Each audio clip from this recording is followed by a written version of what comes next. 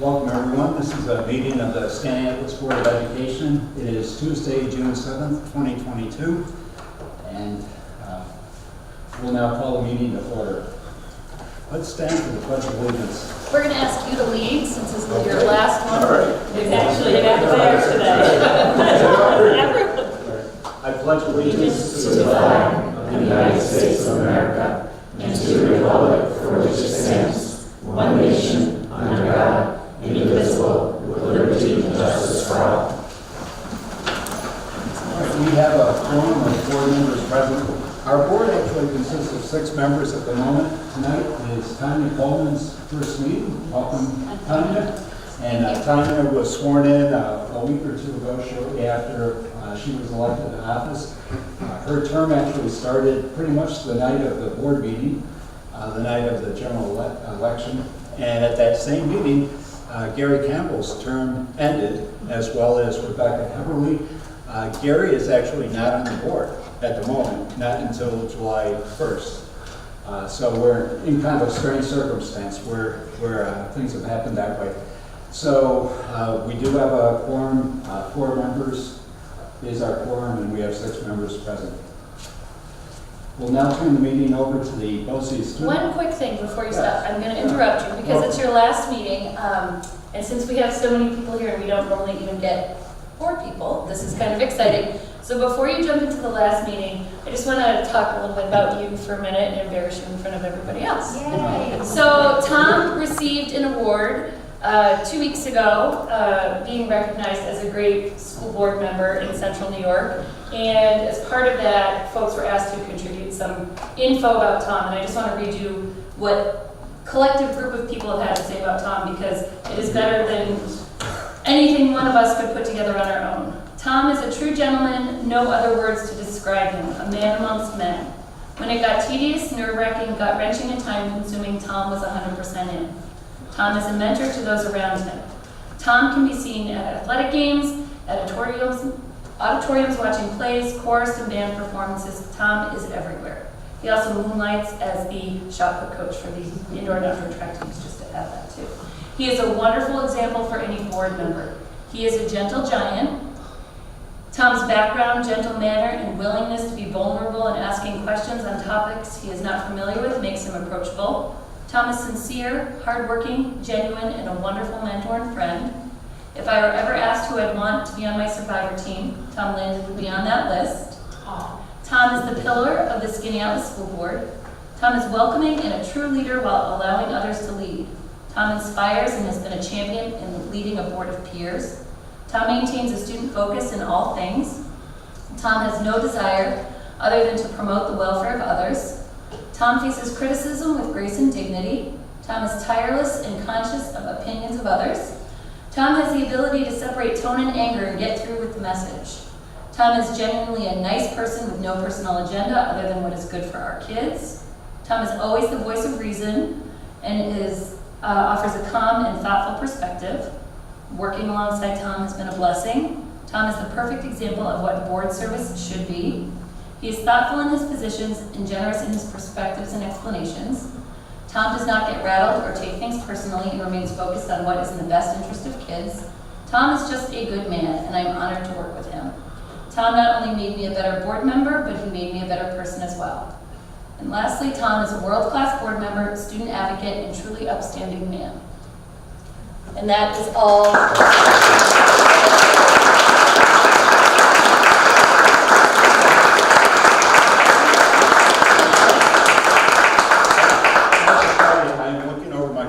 For another time when those words apply to me.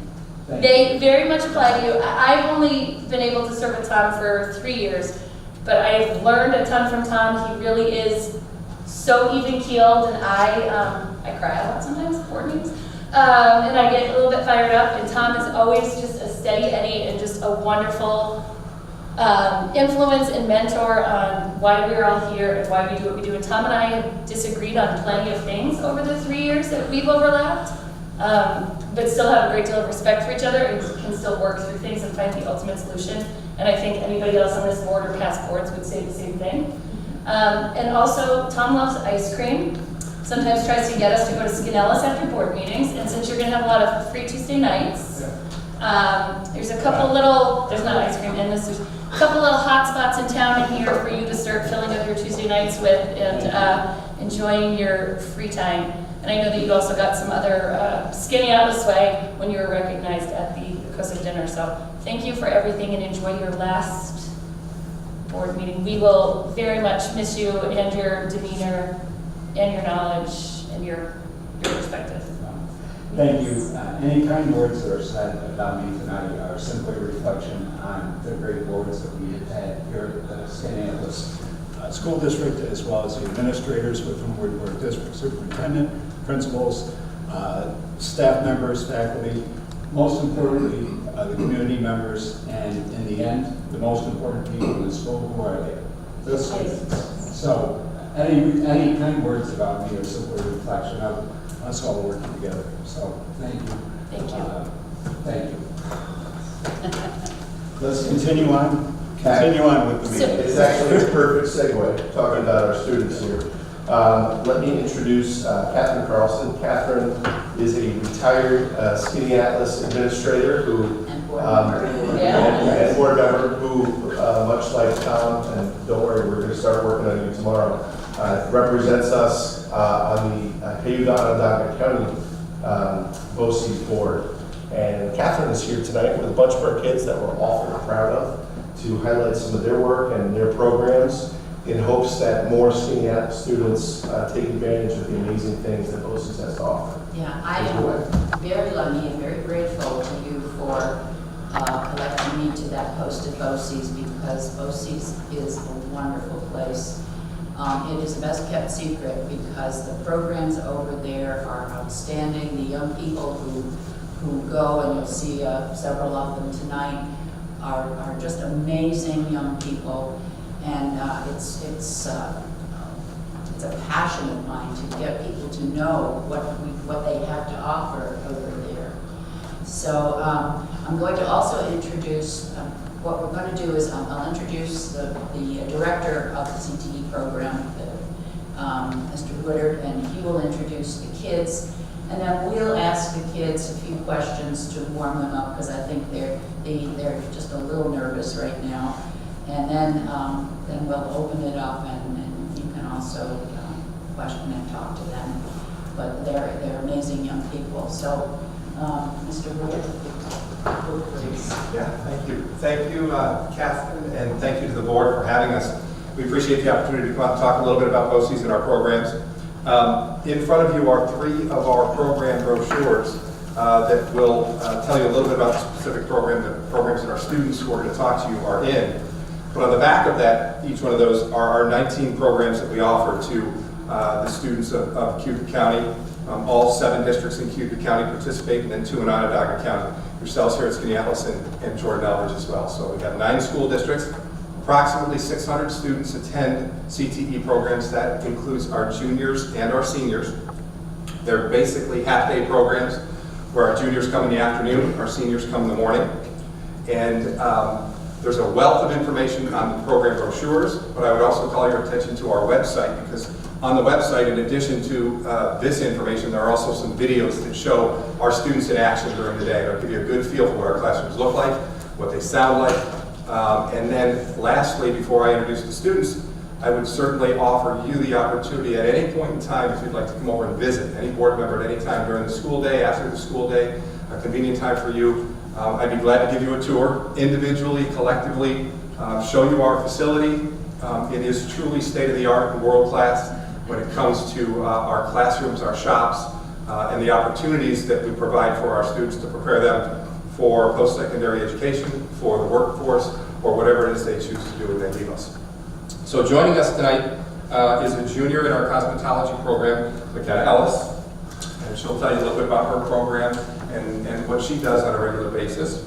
I have a senior, Mackenzie Kuykendall, who joins us, and Mackenzie is a senior in our PALS program, so she spends the mornings in our PALS program, but uniquely she also attends our alternative high school, which is called the Compass program. So she spends a full day in our building, the mornings and the afternoons, and that has been her home for the better part of her high school career. Also joining us is Xander Van Fleet in the second row. Xander has been with us for 4 years in our CTE program. So we have a unique program called the Pilot Program, which will allow 9th and 10th graders to attend CTE programs early if they have a significant amount of interest. It's an application process and an interview process for him and his family. Back 4 years ago, I think he remembers coming over, we sat in the summer, talked a little bit about it. So he has completed a 2-year program in applied electrical technology as a 9th and 10th grader, and then continued on in auto body technology as an 11th and 12th grader. So he has spent basically half of his entire high school career with us.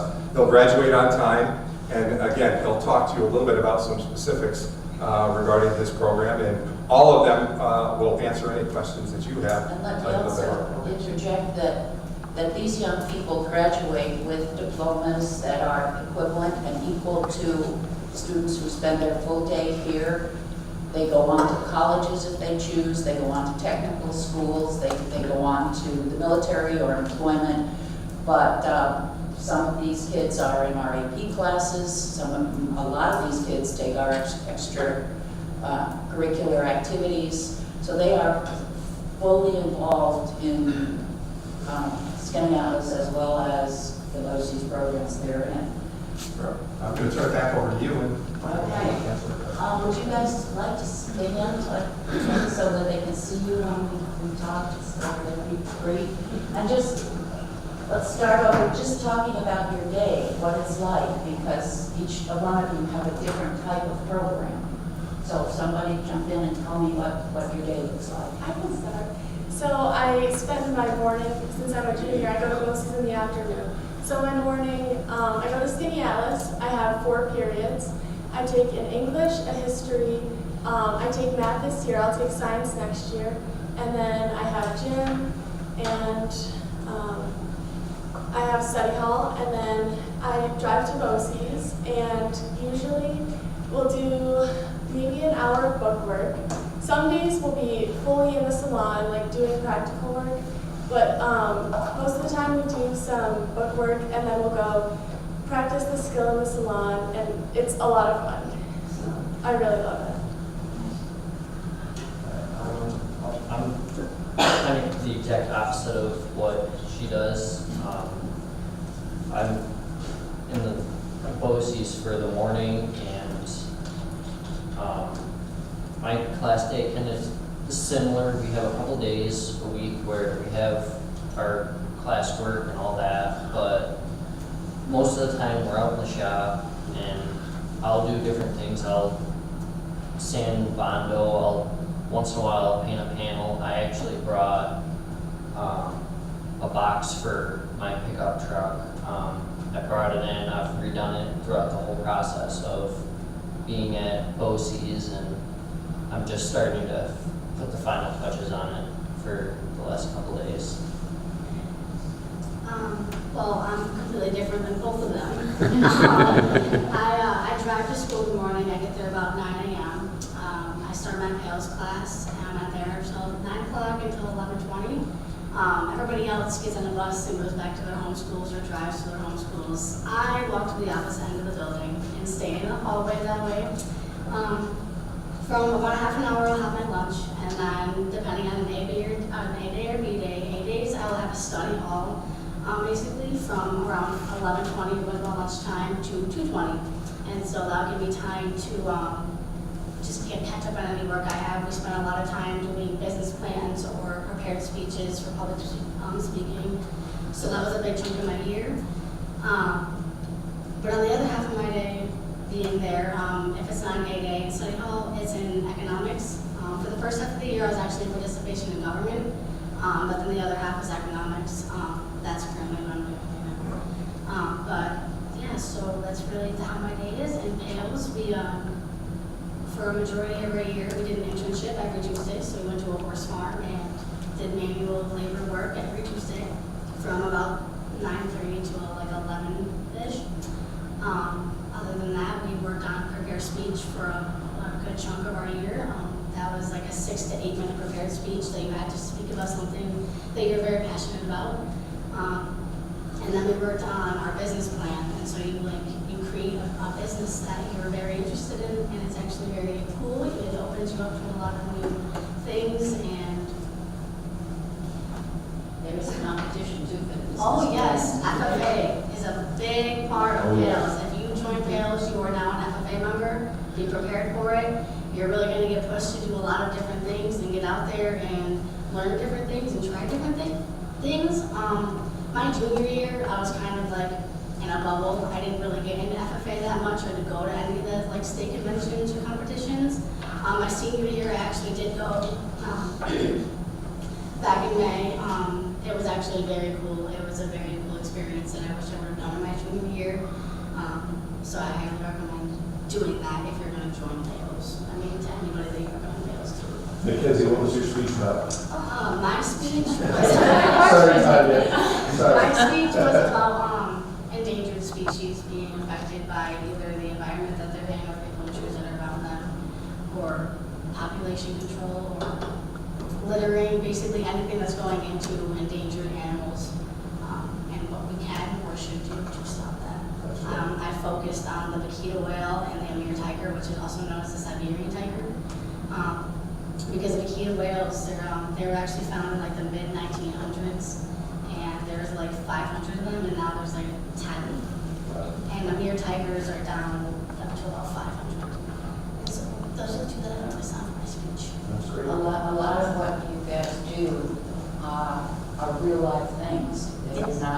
You're not learning in books, but you're actually hands-on doing things. Talk a little bit about some of the real life projects that you've worked on. So I know some of you go out even into the community and do some things. What have you done this? Well, I just got back from an internship. I went to Bianchi's Collision Center in Auburn, New York, and I was there for about a week, and a lot of the stuff I learned in BOCES, like how to prep a panel for paint and the process of sanding the dent out and actually moving the metal to the proper form for what you want it, actually really applied to help me move along during my internship, so I wasn't kind of just standing dead in the water trying to figure it out.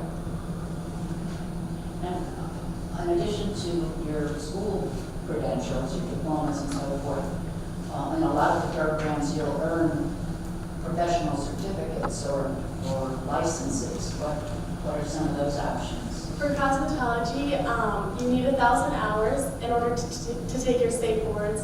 So then you can become a licensed cosmetologist. And cosmetology is hair, skin, makeup, nails, and we've done a lot of like fun projects. We've learned how to cut hair and like makeup and nails, pedicures, like all that fun stuff. And I dyed hair last week. It was a lot of fun. We do a lot of hands-on stuff. And you take real clients, Yeah. don't you? Mm-hmm. Yeah, we've had like some of the military guys have come in and we've like shaved their heads and stuff. And we have students from other classes come in, and our teacher will like demonstrate how to do like that certain haircut. Some kids want color. It's fun. I was actually in there having my nails done at some time. So you can get your lawnmower repaired, you can get your car body fixed, all sorts of things. And on Cal's, you have a greenhouse and you sell Yes, seedlings and plants. every year we have like a greenhouse sale. We take plugs, we plant them into hanging flower pots, and we grow them from little plants that are this big to big bushy hanging plants, and then we sell them from anywhere from, I think this year they're like $25 for hanging pots, but then we also have like individuals for $6 or $4, but it is an everyday thing, so if you want to buy cheap, better flowers. Shameless plug. What are your high school, post-high school plans? I know you're a junior, but Yeah, well for me, I would like to go to a four-year college, and I'm planning on playing tennis in college. But on the side, I would like to do something with cosmetology, and if I don't find something that I would like to do in the future, I always have my cosmetology license to fall back on, which gives me a really good opportunity. one of our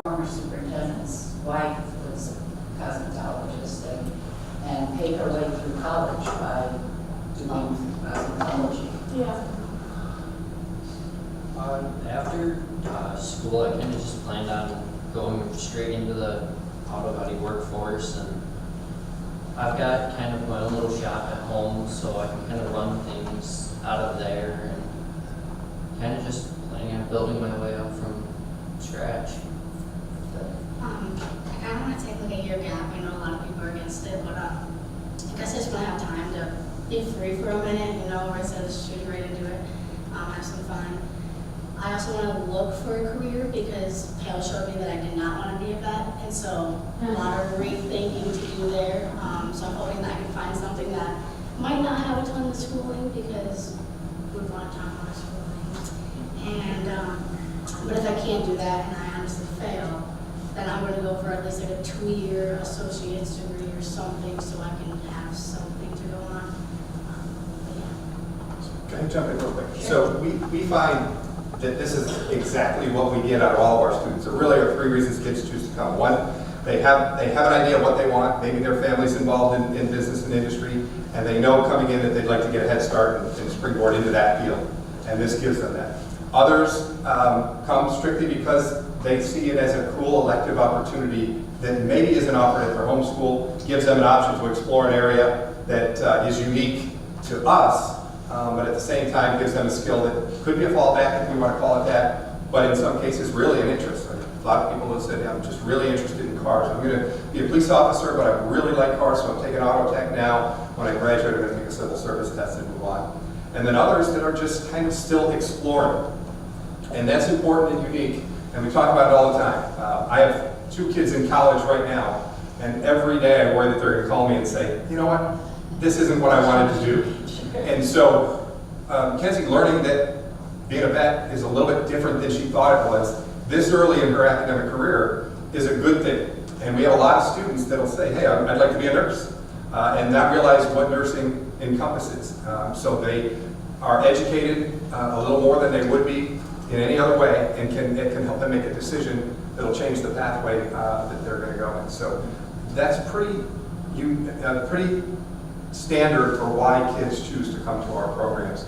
And again, I would put a quick plug in that the last numbers were about 62% of our students are going on to some post-secondary education, whether it's a 2-year school, a trade school, or a 4-year school. So they recognize the value through internships and working with their teachers that earning power can increase with some additional training and specialized training. So a lot of them are looking to go on for some additional education when they leave our programs. At the same time, some have been very, very successful leaving our programs and going directly into the workforce and doing great things that way as well.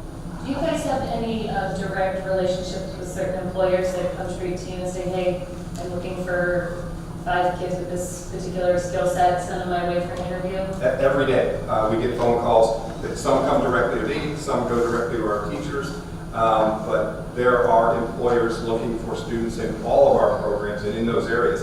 And in many of them, there are transferable skills. And I was standing behind you kind of giggling because when I first met Mackenzie, she would not have gotten up and had this conversation with you with the confidence that she does today. And so that's going to help her. Regardless of what she chooses to do when she leaves our program, she's going to be fine. She can handle herself, she can speak, she can interact with people, and in all of our programs, the students learn those things and are expected to be professional in all of their endeavors. One of the underlying themes over there is the entrepreneurship that they learn how to handle. And if they do want to go out on their own, they've got a basis for doing that. She talked about business plans. They all work on business plans. So, is there anything about your programs or about OCs that you think people should know and don't know and you'd like to tell them? Honestly, I think a lot of the kids that go to, at least in Skinny Atlas, they don't seem to like get that BOCES is like more, they think it's more of just like an escape. Nowadays, it's, well, not really nowadays, I guess. But a lot of the kids, they think it's just like an escape and you don't actually take stuff away There's from it. nothing happening over there, yeah. Yeah, they think you just go over there and it's kind of just, you do your own thing and Do you think they do it like you're getting out of academics to go do that? Yeah. And I think, you know, a long time ago when I attended school here, there was a stigma with BOCES, and I think it's gotten much, much better. But I work over at Jordan Elbridge, and we use this program a ton. I'm very familiar with, you know, what you guys do. And for anybody who hasn't been to the building, it's unbelievable, state of the art, and some of the best food I've ever had. The floral arrangements. Ironically, just yesterday, I had a day off and a tree was being taken down next door to me, and it was a former student of mine who attended BOCES, and I don't think he attended that program, but just to see him, I mean, truly, to maneuver that machine and cut that tree down, I couldn't believe it. I could have watched him for hours doing it. If you would tell some of our kids what they could do Right. over there, the level of interest would scroll from heavy equipment operation to cosmetology to culinary, like you said. Well, I also tell my students, jokers. Aeronautics, pilot's licenses. I mean, the BOCES system and the connections that the BOCES have throughout the community. You're talking about kids coming out of these programs into, you know, auto body, auto mechanics, making $10,000, $20,000 than more than a lot of comparable recent college graduates. And then they go on and up from there. No student, no house. Right. I always tell my students the joke's kind of on me because I think, you know, you probably with 6 years of post, you know, high school education probably will make more than me, you know, and that's great. And my only complaint, honestly, about BOCES is I wish you did it younger, because for my students, it's just that kind of carrot that I dangle with my middle school students, because some of them just need the hands-on, they need the alternative. You know, they need to know that education has a purpose. They don't understand why we're teaching about Greek gods. They need hands-on, you know, so I'm often like, you know, with my 7th and 8th graders, got 3 more years and you can go to BOCES, and but truly my only complaint, I wish you did it younger. Well, honestly, I was in BOCES as a freshman and sophomore, and honestly, it really woke me up for, wow, I can do a lot more here than I can do at my home school, because I'm going to take more away from like the whole experience here and doing the hands-on. Like when I was in electrical, I actually got certified for my OSHA 10-hour card for it, and we went around the building, and BOCES let us, the students, do a lot of the work for the building, which was really cool and a really good learning experience. Yeah. I can probably hire you next week for prom. Stop shopping with my hair, nails, everything. Mackenzie, I just want to say that I am super impressed that you are not moving forward with something that you don't feel comfortable with, because a lot of students would just keep soldiering on. I've worked on a horse farm and a lot of work. And also, like, if you believe you need to take a gap year, then take that gap year.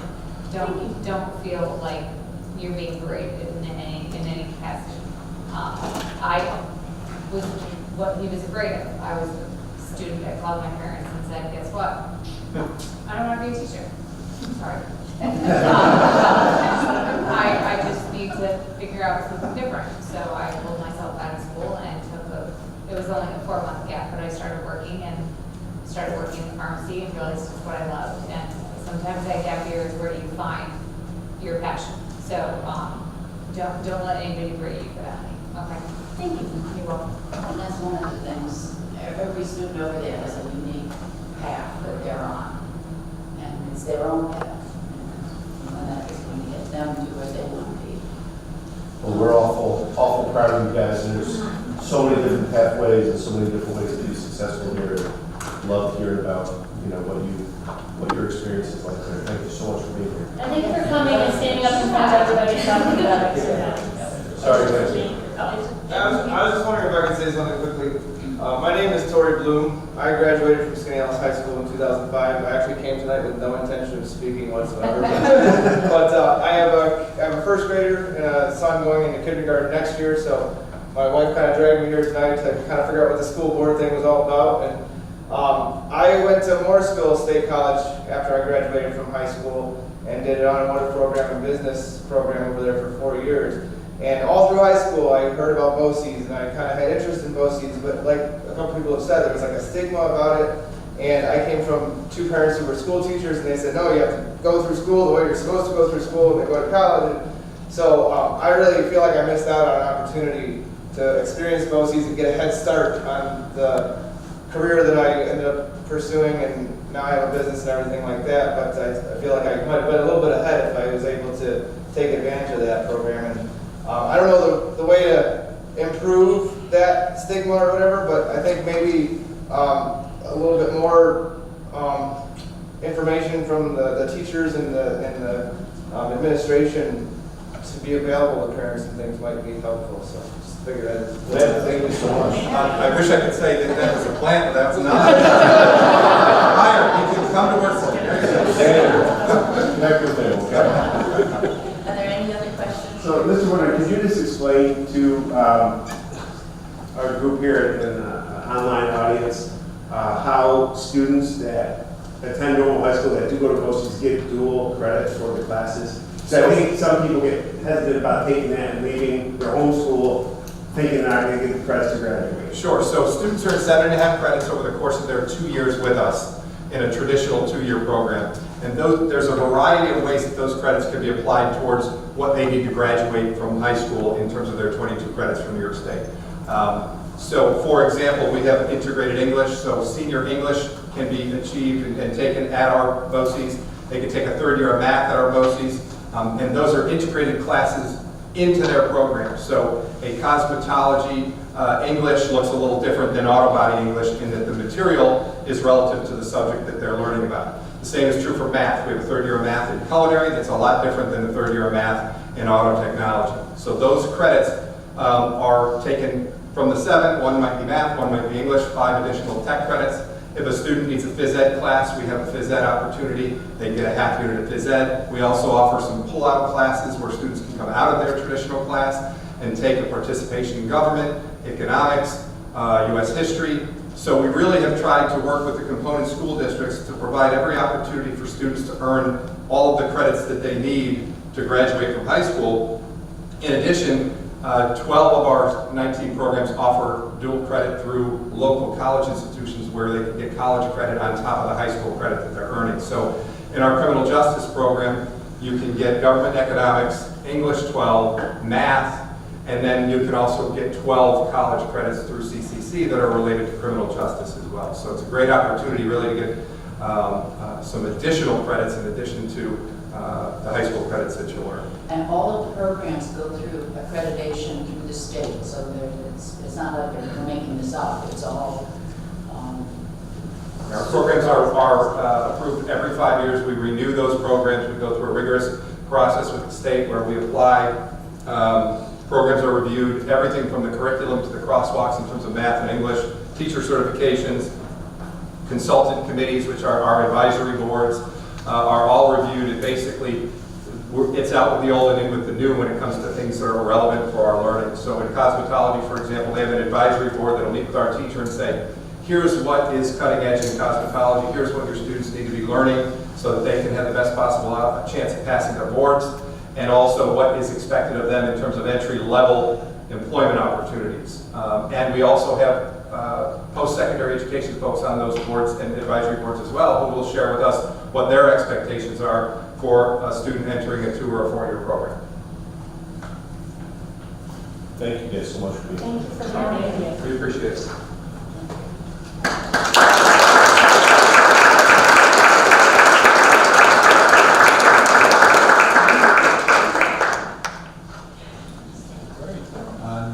The next item on the agenda is the athletic council presentation.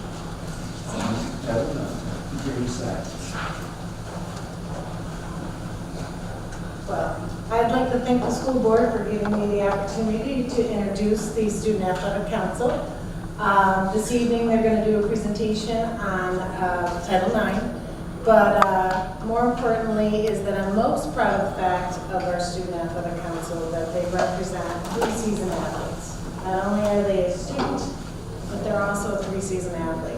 So with that introduction, I would like to introduce our president, James Musso, three-season athlete. My name is James. I'm a senior. I'm going to be going to Lemoyne next year, and this year and throughout my whole high school career, I played football, basketball, and there as well. Our vice president, Katie Reed Jr. I play soccer, basketball, and lacrosse. Nice new shirt there. Claire Newman, sophomore. I'm Claire, I play soccer, basketball, and lacrosse too. And Torin Bennett, freshman. I'm Torin. I play football, basketball, and baseball. So this evening they're going to present on the Title IX, but I love the opportunity that I can give you to meet our students and our athletes. I've been doing Student Athletic Council for quite a few years. My co-counselor is Steve Musso. We take a lot of time to just make sure that we pick students that are not only have good character, but are gifted in the classroom, I would say, but also kind of represent our entire student and athletic. So with that said, I take a lot of pride, but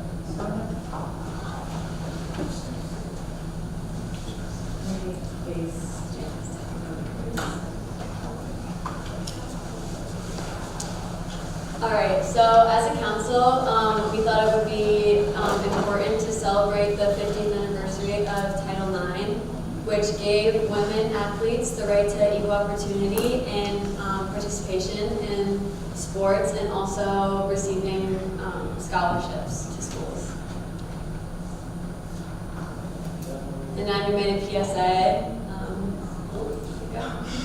Sorry. June 23rd celebrates the 50th anniversary of Title IX law.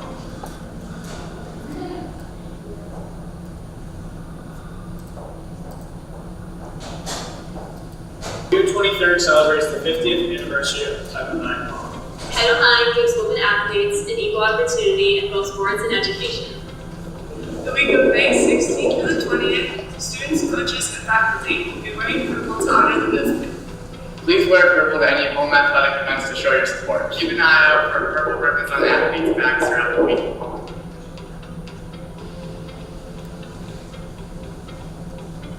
Congratulations On 50 years. Thank you and go Lakers.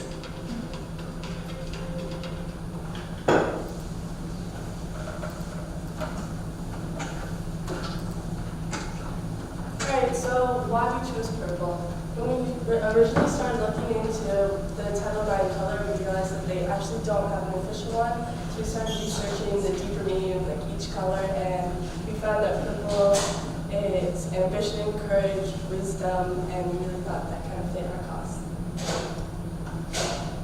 The pictures are pretty self-explanatory. For the girls softball team, they kind of have little ribbons on their head if they're represented wearing them in the game. And for the boys baseball team and the girls lacrosse team, they both just put the little ribbons that have Title IX on them on their baseball and lacrosse bags. And as you can see, we all received bracelets, and a bunch of the coaches all put pins on their hats. So for our thank yous, we wanted to first start by thanking Torin's dad, Rob Bennett, for designing our ribbons and wristbands. As soon as we got the idea, we called him up and he was able to distribute them in about less than a week. We wanted to thank all our coaches, teams and athletes, students who weren't necessarily in or on any athletic team, but who still participated, and faculty who everyone was given a wristband when they in school, and we had an overwhelming amount of support throughout the school, kids and teachers wearing the wristbands. Gina Shell, she did a great job. She always videotapes our PSAs. We had a couple extra PSAs that were broadcasted throughout the spring, but she does a great job videotaping and editing them for us. We wanted to thank Mr. Musso for being able to broadcast the PSAs on the turf, on the Jumbotron during all athletic events, whether it's lacrosse games or like track meets, anything where there's a lot of people there. He was able to broadcast all our PSAs, which was very helpful. Mrs. Kim, she really helped us a lot processing and assisting with our mission to promote the movement. As soon as we had the idea, she was all for it, and she helped us progress in our process. Mrs. Padalino, she helped write and produce all 4 of our PSAs, especially this one. And she connected us with Mr. Bennett and with the resources we need to be able to distribute all our ribbons and wristbands as fast as we could. And then I definitely want to thank you guys as a school board for inviting us to come and speak to you. It's a great opportunity. Ms. Pellegrino says whenever you're able to speak in front of the school board, it does a lot for your character, and we're very thankful for that. It was great. Pellegrino's a smart lady for that. I got a ton of phone calls and emails just commenting on this when it was played or it was on our website. And it's always nice to see those unsolicited things. So thank you guys so much for being here. Thank you guys. Great job. Can I make a quick comment though, separate from Title IX though?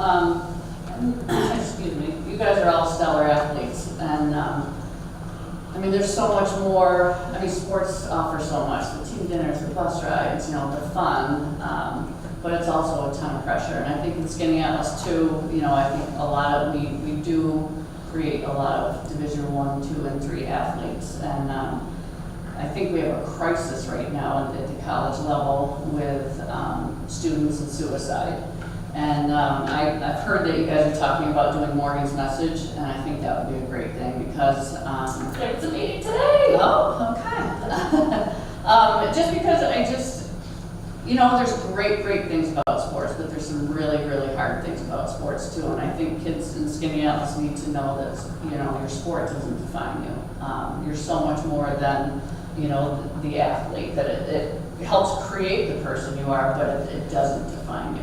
And I think, you know, I don't say just as Skinny Atlas, but as a nation, we're at a crisis point with student athletes. And if you can, you know, I've heard you're taking that on, and I think that would be awesome if you could do that. Now, how many members are in your club, can I ask? So recently, my sophomore year and Katie's freshman year, we were first elected onto the cabinet. We had probably close to 50 students in our, Sorry, did you say 15 or 50. Oh, 50. Yeah, 50 students around in our whole representative population of the Student Athletic Council. And then once COVID hit, we kind of had to dial it back because we used to have group meetings, whether it's in the cafeteria or in the gym or near the weight room. So we couldn't really do that, so we kept it to us four. And then this year we were able to open up again to especially freshmen and sophomores who were able to see this for the first time. We probably had, I would say, 30 students collectively as a group, and us four try to represent us as much as we can and share stuff throughout the rest of the Do you mean once a month or once a quarter, or just? It's basically whenever we can find time between, especially schedules, especially the spring gets completely chaotic. Whenever we can find a time where all four of us especially can meet with Ms. Pellegrino and try to talk about something like Morgan's Message or something about our PSAs. It's usually just like a quick text like, hey, when can you guys meet this week? And we try to figure out a time during an AP or something where we can all get together for a few minutes and talk over some of our new missions. Good job, guys. Thanks for coming.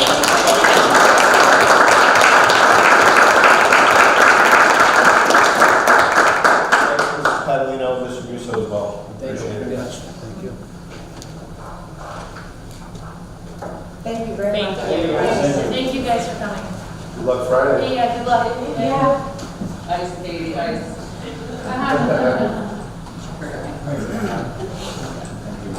Really appreciate this presentation. It's just a great job. Next is item E on the agenda. This is the National Junior Honor Society Outstanding Achievement Award recipients, Emerson Decker and Jackson Bell.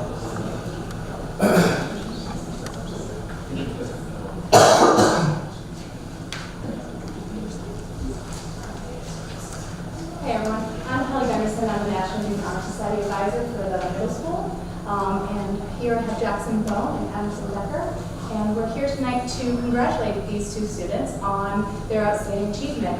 They've been selected out of 2 out of 500 students across the country for an award, the Outstanding Achievement Award, which is selected out of the areas of scholarship, service, leadership, character, and citizenship. They had to apply, write an essay, and get recommendations. And after all said and done, they'll each be receiving a $500 scholarship and a $529 savings account for higher education. And so tonight we're here to congratulate them and present them with their certificate and a little swag bag that they sent. So we'll have that. Is that right? So this one is for Jackson. And there's like a full board here that they received, so it's some great stuff. And there's your award right there. Congratulations, Jackson. Thing for Carlson. Thank you.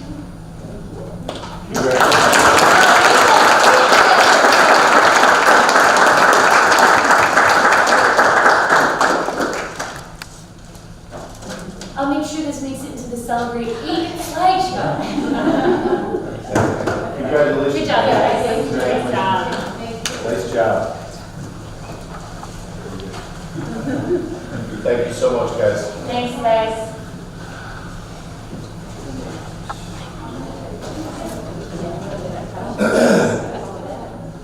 We are now at the public comment period. The board encourages public expression. At board meetings, speakers may comment on matters related to any agenda item. The board will not permit in public session discussion involving individual district personnel or students. Persons wishing to discuss matters involving individual district personnel or students should present their comments and/or concerns to the superintendent during regular business hours. All speakers are conducting themselves in a civil manner. Personal attacks, obscene language, libelous statements, threats of violence, statements advocating racial, religious, or other forms of prejudice won't be tolerated. Total allocated time allowed for public comment is 30 minutes with the option to extend by vote. There is 3 to 5 minutes allotment per speaker. We offer a comment period at the beginning of regular meetings and a second period at the end of the meetings, but generally we don't receive comments at special meetings. We do ask speakers to identify themselves by name and address prior to speaking. So with that preamble, if there are any members of the public that would like to speak to us tonight, please step up to the podium. All right, thank you. Thank you. Okay, Jeff Goldberger, 1394 Cooper Road. All right, thank you. There's been a lot of discussion about external funding available for pre-kindergarten, and I believe some people view this as free money that we don't want to pass up. I instead view it as a 50% off coupon with a lot of strings attached. As discussed in previous school board meetings, these restrictions would limit the school to around 14 randomly selected pre-kindergarten students. Based on previous meetings, I believe the school board recognizes the limited value of this and would like to use this as a pilot program for universal pre-kindergarten. The school just passed a $37.4 million budget, which equates to $2.8 million per grade. Assuming similar costs to other grade levels, adding universal pre-kindergarten means an additional expense of $2.8 million per year. If we are able to get half of it off due to external funding, this is still $1.4 million per year. Since we only have one extra classroom available, the school district is also looking at the cost of building additional classrooms. If the goal is to help prepare some of the children who are behind for kindergarten, why not consider developmental kindergarten? This will allow the school to give a full year of additional instruction before kindergarten to only the students who need the support. The cost of this will be millions of dollars less, which can be invested in more reading and speech specialists, giving the school the ability to provide full support to the students with special needs.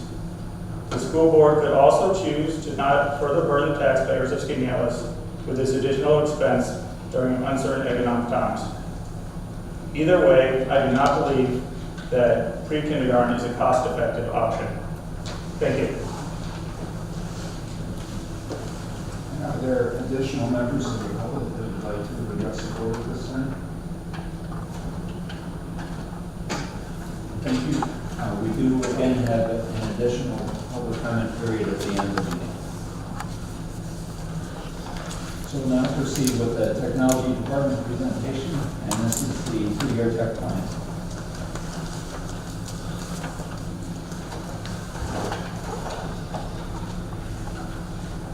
So, wrapping up the first year in my position as the Director of Technology, and we started the tech plan early in the year and went through the process. I'm going to give you a quick overview. New York State requires all public schools to have a tech plan talking about how we're going to meet the educational technology expectations of the state. The current plan actually ended, it was supposed to end in 2021, and then they gave a year extension, which I think Paul might have had something to do with, because that meant he didn't have to write the new plan. And so we then started, and so this current plan that we just did covers 2022 to 2025. We assembled a committee representing tech department, also a couple of administrators, and a couple of teachers at different levels. We had a math teacher, social studies teacher, special education, academic support, so we tried to get a range from all of the buildings. We met several times, a couple times in person, a couple times we had to do it over Zoom, but we shared a lot through Google Docs, which made it actually pretty simple.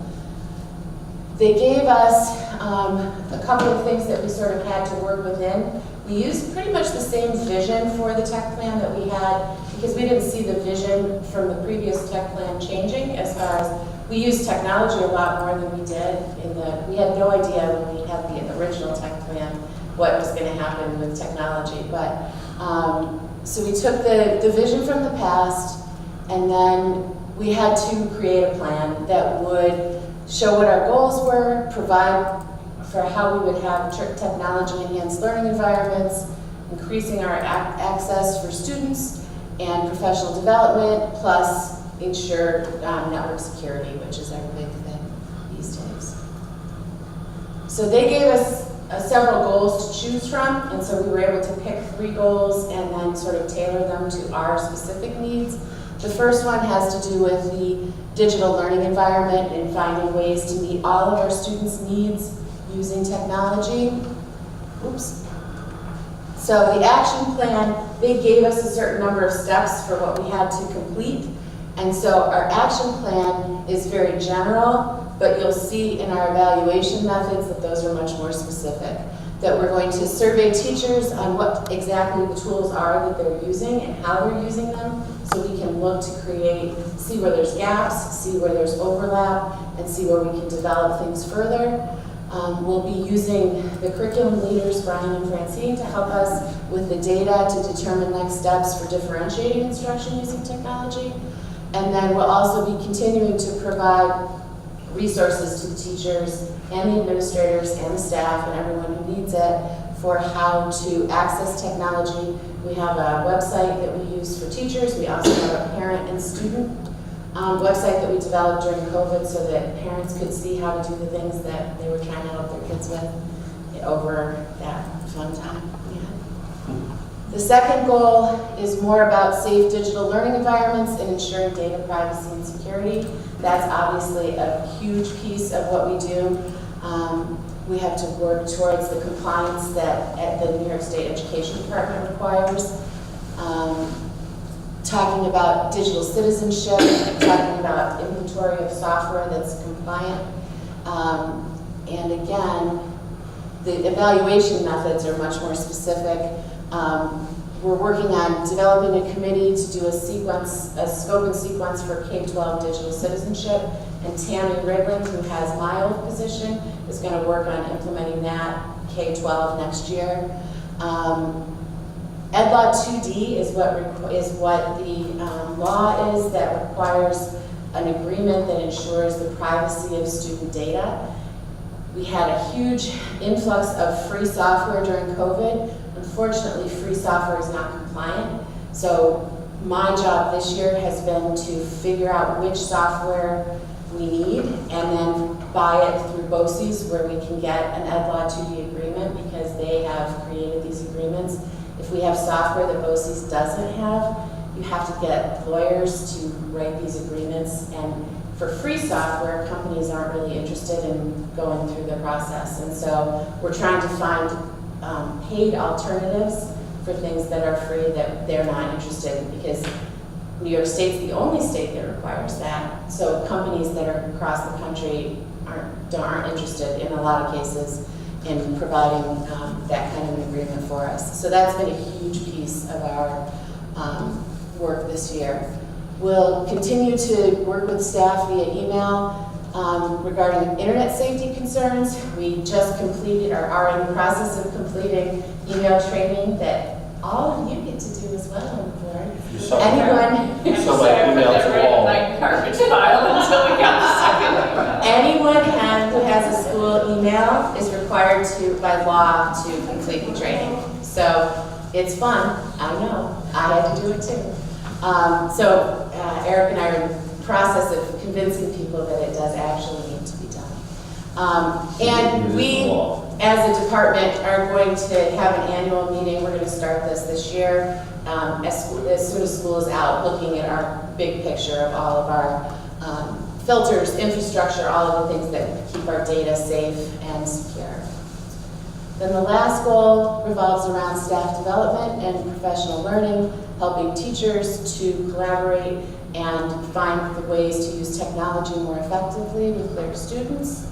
The action plan, again, is pretty general, but our plan is to post the technology standards that nobody knows what they are. We're going to post those for everybody. We're going to continue to work on the website for teachers as well as parents and students. We do a quarterly technology newsletter that goes to all staff. We're going to increase that to monthly. And we also talked a little bit the other day about sending one home to parents as well that had some things that could be done at home. And then we're going to do more surveys and go to grade level meetings, department meetings, those kinds of things to see what the needs are and where we can provide extra support. It's been a real shift this year because the last 2 years everything has sort of been done virtually and from afar, and so being able to get back into classrooms and help and model and do those things has really been kind of nice to be able to teach little kids how to use Google Slides again. It's been fun. And that's it. Just a little plug for Heather and her team. This is a huge lift. This is a tremendous amount of work in a department that went from a few hundred devices to a few thousand devices almost overnight, and did so without complaint, did so without downtime, did so without failures, did so without lost instruction. And it's pretty remarkable. So fantastic job. Thank you all. One point of just clarification for the general public. So because we're a public school, we get funding from the state, that's why we have to comply with Law 2D, which says we can't take your free software that does not come with any privacy guard for student data. Is that a fair way to summarize it? Correct. It's at Law 2D. Yeah. Because I think some people think, well, work harder and get us the free software, but we cannot do that because we are a public school that is funded by the state and must be compliant. Unless we could twist somebody's arm to make us some weirdo side agreement. The 2D compliance basically guarantees data privacy, and the free software companies Are not give us that guarantee, which makes it unlawful for us to use. So it's not that we don't want And to, there's been- it's that we cannot use. Oh, definitely. Yeah, it's a huge hassle, unfortunately. And Google has made a lot of changes in the last even 6 months with age level, privacy level settings, and we've had to do a lot of things to ensure, because you all know when you look at something on your phone and it comes up on your computer and you're like, how does it know that? And so we're trying to make sure that it's not happening to our kids. So it's not. Thanks. Thanks, Heather, appreciate you. Thank you.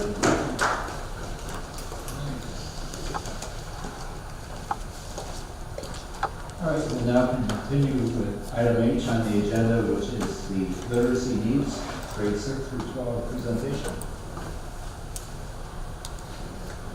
And Mrs. Fennell.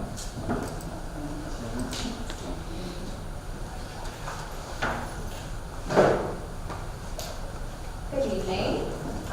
Francine Grinnell. I'm the K-12 Humanities Curriculum Coordinator, and I'd like to thank Jennifer Whipple, our Director of Learning, and Michael Costello, our middle school principal, for joining us tonight to talk about our literacy needs.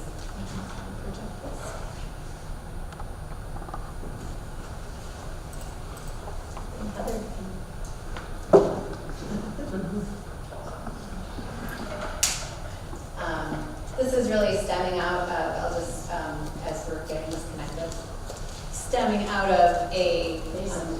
Great job, Heather. You are good. Thank you, Heather. We came to talk to you tonight about we're zooming in on a very specific literacy need, but this is really really part of our bigger literacy action plan. And I know that we have actually some new board members now and over the past year or so that it would be really probably wise for us to put on the agenda for sometime over the summer a larger comprehensive overview of our literacy action plan and the work that we've done over the past 3 years and 3.5, 4 years, and then as we look forward, some of the goals we have in the year ahead. So this is a graphic representation, and for those of you that might not be able to see it, I'll describe it. So this represents... If you guys want to move around, swing those chairs especially around. if you have some parents of younger students that might want to learn a little bit about the literacy work that we're doing.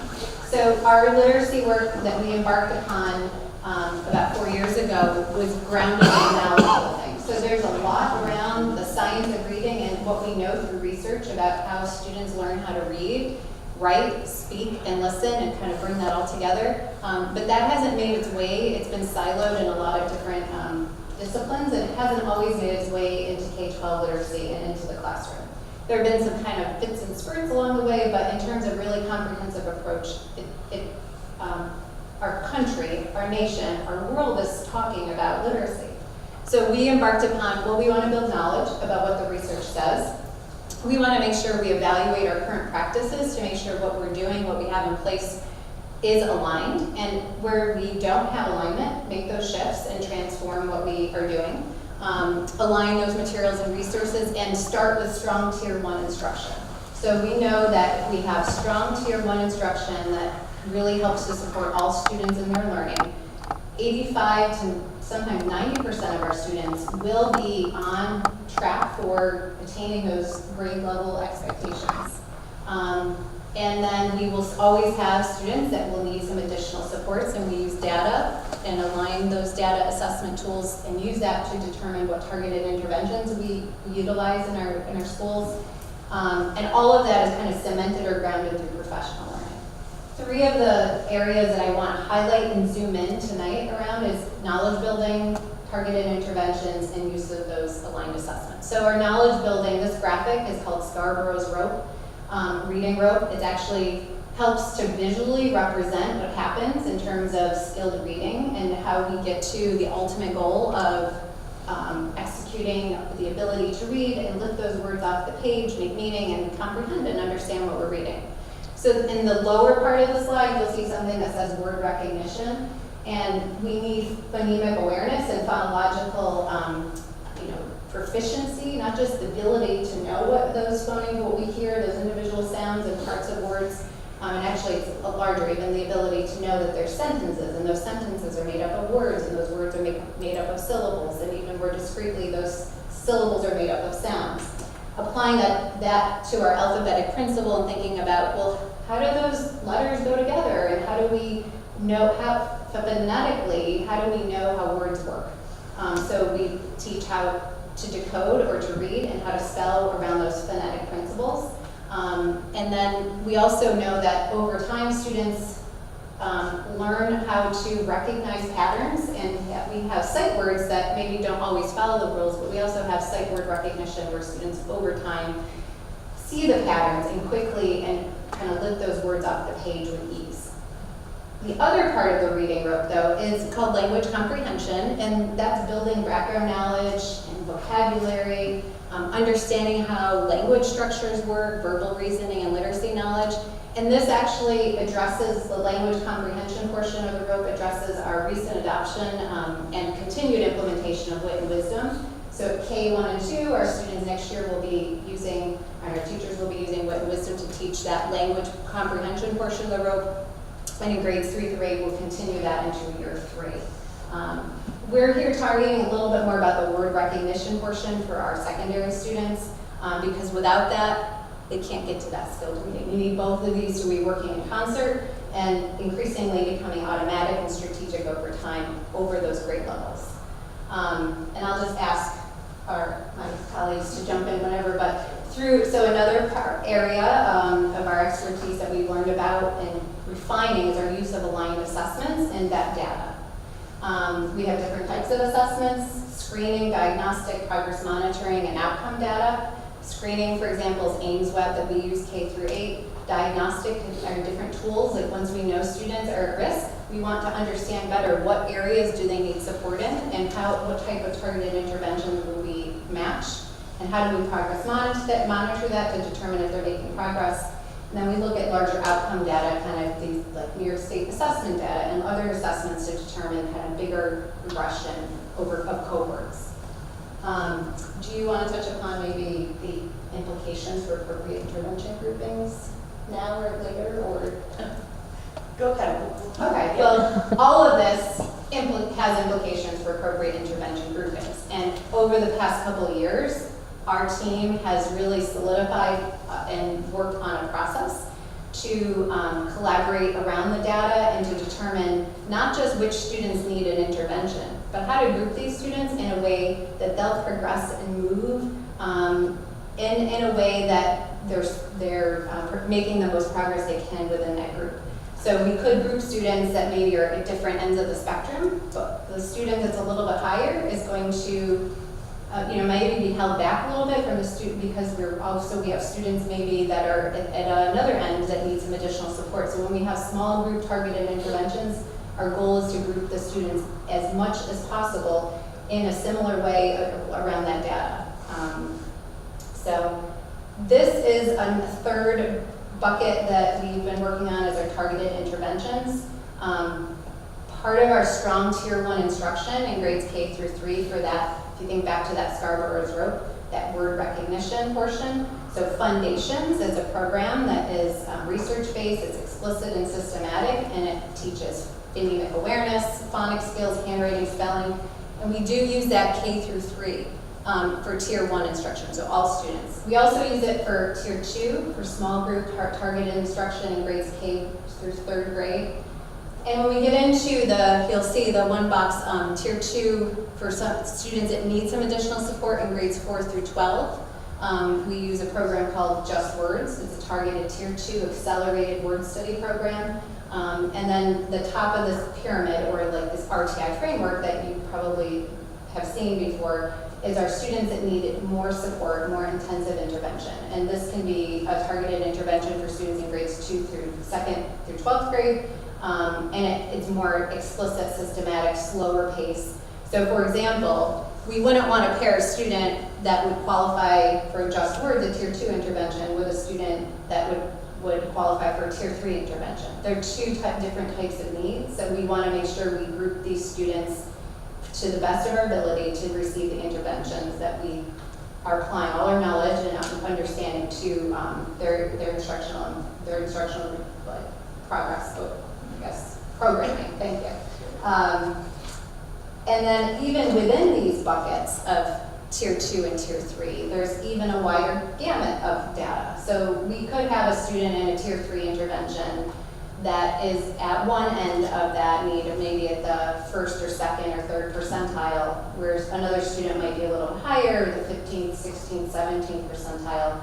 And that's where we are seeing the need to include additional providers to help us with these interventions, because right now we have one targeted full-time interventionist providing these as a reading specialist. And when we look at that 6 through 12 perspective, we really need additional teachers to be able to support us with this, with operationalizing what we know we should be doing to meet our students' needs.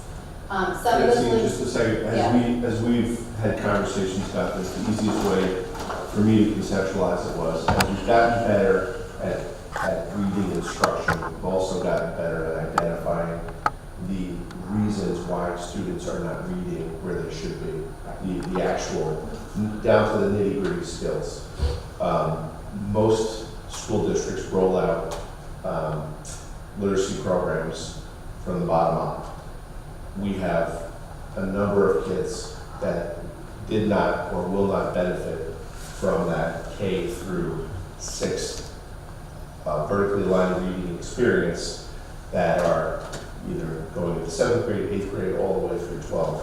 And we are now capable of doing a better job of identifying exactly what the reading needs are of those kids, but we don't have the bandwidth to support those kids in the way that we know we need to.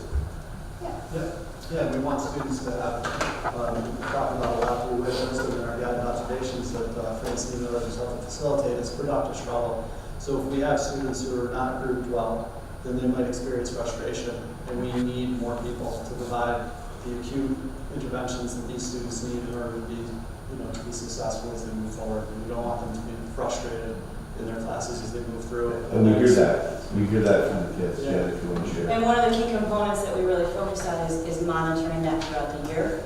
We look at the data, we group kids in the summer or in the fall, but kids grow at different rates. So mid-year, we're in a position where we want to shift those groups a little bit to have more like needs in these groups. And we're not able to do that at this point just because of the staffing we have at the secondary levels. We also have had some older students, like Eric was referring to, who really have kind of taken it upon themselves to ask, hey, I think this might apply to me. Can I see if this would work for me? I would really like to improve my skills. So we have a few of those too that really or they're frankly resistant because they know they're older and they're missing a foundational skill. So maybe you're going to get to this, so if you are, just say, but what is, it's easy, not easy, but I know what that looks like at the elementary level, and I think it's easier for you to provide that. What does that look like at the secondary level? How do you do that? I think the scheduling is more difficult, and also when there's a master schedule that, there's certain times within the day due to specials and other things, it's hard to have one provider at one time slot to target a grade level. We've had to be really creative about when do we provide what and how do we be flexible with the requirements at the middle level specifically, and can we delay something and add it in later because we really want those students to have the opportunity to have those foundational skills. Yeah, I believe in one instance, Becky Udell, who's been phenomenal this year, has provided some of those interventions during activity period because it's the only time that the student she can meet. So we have other students who are going to have these needs. We're recognizing with the screening and the diagnostic tools that we have, and we don't have the people to provide the support that they need right now. So do the kids have the time? Like if they take band or chorus, or do you have a hard time in their schedule finding the time? Well, we definitely would with just one person. Okay. So if we have another person, then we'd be more likely to meet the needs of those students. But yes, the schedule, master schedule is a very intricate balance, and particularly in a smaller school, you don't have so many sections. So you're familiar with that in your role at JE. So but we definitely need more. We need more hands to be able to meet those needs. The old mindset was K-6, you learn to read, 7 to 12, you read to learn. And there's a really dangerous assumption that all those kids know how to read. And we know that. So to oversimplify this, and hopefully this comes out the right way, and sort of, I guess, to the point you just made here. Prior to us putting Becky Udell in middle school, if you got to middle school, we were like, good luck. Come see me if you need a little help. And your GLE teacher, I can meet you in activity period, right? I'm oversimplifying this, but then we brought Becky in and she was able to help our middle school students. But we still said to our high school students, we have AIS special support, but not the one-on-one explicit teaching that. So what you are asking for us, so let's get to the guts here. You are saying this is working out well with Becky. We would like extra support at the middle school, high school level. 6-12. Please give us a person, and they will. Do you envision that Becky will stay at middle school and someone will be at high school, or just they will work that together based on schedule so that you can have some more we work around flexibility? schedules, however we can, whenever we can, wherever we can. Yep. And how will you identify? Because let's be honest, you're going to have to rank the kids, right? So you're going to say, hey, this kid's in 11th grade and they are going out into the world really soon. We got to jump on that kid and they get first pick of slot because we have a very limited time left with them, and they sort of got. There's a word I won't use because it's the board meeting, but they sort of, that's not fair. They missed out on these opportunities just because of timing and our evolution. You're touching on something really critical, is that literacy's always rolled out. And problems always become worse. Yeah, so I just want to make sure, it's obviously a greater board discussion, but my personal thing would be, let's make sure we don't have to say, well, you're almost done, so good luck, buddy. We have been patchworking and putting some Band-Aids on needs that have bubbled up. Connie Boer is working with a high school student, Becky Bell is working with a high school student. Both are going really well. But we know looking forward and forecasting, as we continue to have the ability to screen and diagnose, if we don't have somebody to help us to provide the instruction, we can screen and diagnose all day, but if there's not someone that can provide that, you know, it's not going to be in service to our This is students. an effort to prevent the exact thing that you're talking So, Right, so have like quick phonics screeners or something been given to the 6-12 students? So 6th through 8th grade, we have screening and diagnostic measures in place. So we have the PAST, we have the QP, which is a quick phonics screener. We have other diagnostic assessments such as the word identification and spelling tests, the test of silent word reading fluency. These are all diagnostic and word reference assessments. We also have the quick phonics screener and some additional pieces that we've learned through knowledge building with the Reading League that we can utilize easily. And so roughly how many, if you were to quantify it, how many students are we looking that need services and are not currently getting so them? I asked our current 9th, 10th, and 11th grade English teachers to help me identify just ballpark figure, like based on a common assessment in each grade level, using the Regents rubric or something to that effect, to identify students at risk at a level 1 and 2. That doesn't mean yet we know whether they're diagnostically needing a word level intervention, but at least in terms of their literacy and writing, we have a list of about 15 students that don't currently have, I think 12 to 15 students that don't currently have an IEP, a 504, or some other service in place that would potentially be screened and potentially have a service that they could receive provided to them. And now again, again, 6-8 or 6-12, those 12 that to is 15 that would be for our current high school students next year. We've already been doing this in terms of at the K-8, we have that articulation with looking at the data, diagnosing and screening. That's the work that we've been doing over the past 2 to 3 years, and we've refined. So I don't know if we can quantify the groups or the number of students, but You know, I think we have a lot of students receiving a lot of support. I just don't know that it's that targeted support that is really specific to student needs. So I think we're meeting needs, but I think we could likely do it better if So we were you're able to looking- group kids. I think it's about, we have about 19 students that will be in grade 6 that will be needing either, we would recommend it either tier 2 or tier 3 intervention. About 18 to 19 students in grade 7. Grade 8 is a little bit less, about 8 to 10, and then beyond that, again, unless we have a permanent person in place that would help to span that 6-12, we haven't gotten to that step yet, but that person potentially could also help us to do some of the diagnostic screening that would help us to place the students. So if I make sure I'm hearing you correctly, you're looking for one additional full-time reading specialist. One additional reading specialist at the 6, that would be able to span between grades 6 through 12. Okay. And service students, kind of be deployed based on the data. And that might be something that we will want to look at long-term with all of our reading specialists, that they would be actually deployed using the data, determining where the needs are across the district. Moving in that direction to do it district-wide, rather than building-specific, which has been the way we've done it here forever.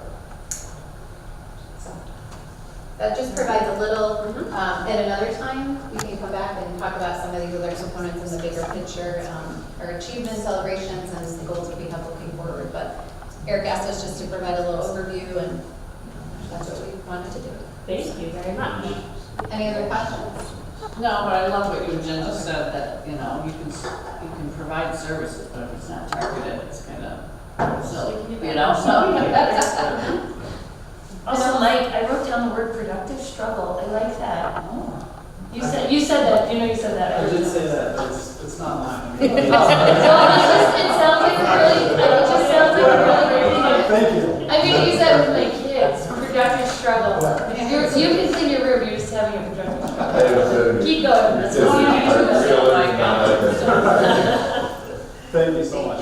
No, thanks, and thank you for bringing it up, because, you know, I would say, like, tell us what's going on, and I don't want to be sitting here in December when you guys are like, so now we really have a crisis, because these kids are falling further behind and we're almost at the halfway mark, and we have a bigger problem. So thanks for kind of monitoring it. When we have these conversations, it's always like, okay, why? You know, show me the data, what's the reason? And just a little snippet into the level of depth that these individuals go to make these decisions. I really want to do this too. And just really having an eye on those older kids. I mean, Danielle, you touch on it often. It's like, oh, it's almost your ship has kind of sailed already. Like an articulated K-8 literacy program is a wonderful, fabulous thing. There's so few districts have been able to even consider this, let alone be on the cusp of achieving it. But that still doesn't do anything for the 9 through 12 kids that didn't necessarily benefit from that program. And that's not to denigrate or disparage the wonderful work that our teachers do all the time. But we talk all the time about uniting the clans. We talk all the time about kids can't win or lose the lottery and have a really rigorous class in this room and right next door. Maybe they don't. Or maybe this teacher is extraordinarily skilled at early literacy, and this teacher might be wonderful and skilled at something else, but they're not progressing at the same level, and that gap is bigger and bigger and bigger, and frankly more dangerous the older kids get. And I'll just say that a common misconception about some of the targeted, really intensive interventions around word level, word literacy and that word recognition, many of these were actually designed originally for adults with language-based learning disabilities that went through school or even didn't have a chance to go through school because they didn't learn to read. And so some of the high school students that we're working with now, like I've actually had an opportunity to meet them and talk a little bit about how these were originally designed for adults, not for students in school. And then we applied this best practice to a school setting, and we saw amazing results. This is over decades, so they got really excited about that, to know that that this is something. I think because the misconception sometimes is they didn't learn it early on, and therefore this might be designed for something for younger grade levels, and when they learn that, they're really empowered and understand. It's almost like they're learning linguistics and understanding how words work probably better than a lot of other people. And the other side of that coin is you have older students who are already resistant to some of the literacy interventions, and then the old way of doing business was things like level readers that may have been skill appropriate but are absolutely not age appropriate. And the kids are insulted by the content that they're presented with, and they shut down, and that's the end of their growth. Well, now we know more, so we can do more, so let's do it. Thank you. So what's the next step here? Sure. Next step is we're going to post and hire a literacy teacher. Hopefully by July 5th. No pressure, guys. Thank you. Excellent presentation. Thank you. Great job, guys. So we'll continue now with item I on the agenda, which is approval of the minutes from the May 17th meeting. Second? So it's been moved by Carrie, seconded by Danielle. Any discussion, any correction on those meeting minutes from May 17th? And all in favor of approving the minutes from May 17th, please say aye. Aye. Any opposed?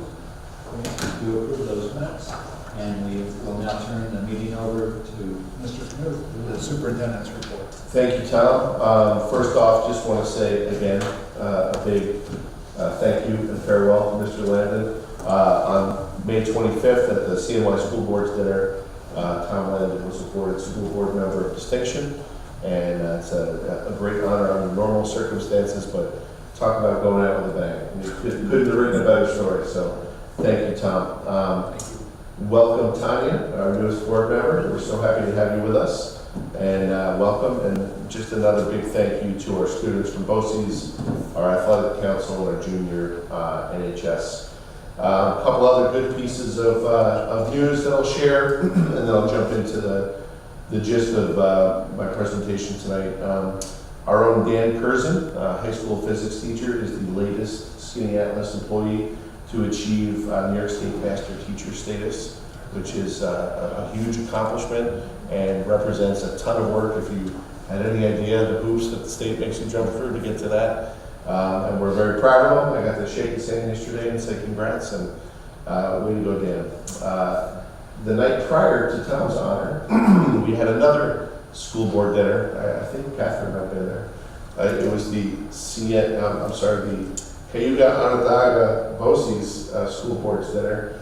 And at that dinner, the Skaneateles High School honored our own Grace Peterson as a student recognition award. So way to go, Grace. If we haven't publicly acknowledged her enough yet, there's some nice photos and accolades out there. Grace and her parents got to join Greg Santoro and a couple of our counselors, and I think Mr. Major as well, on a nice dinner out there.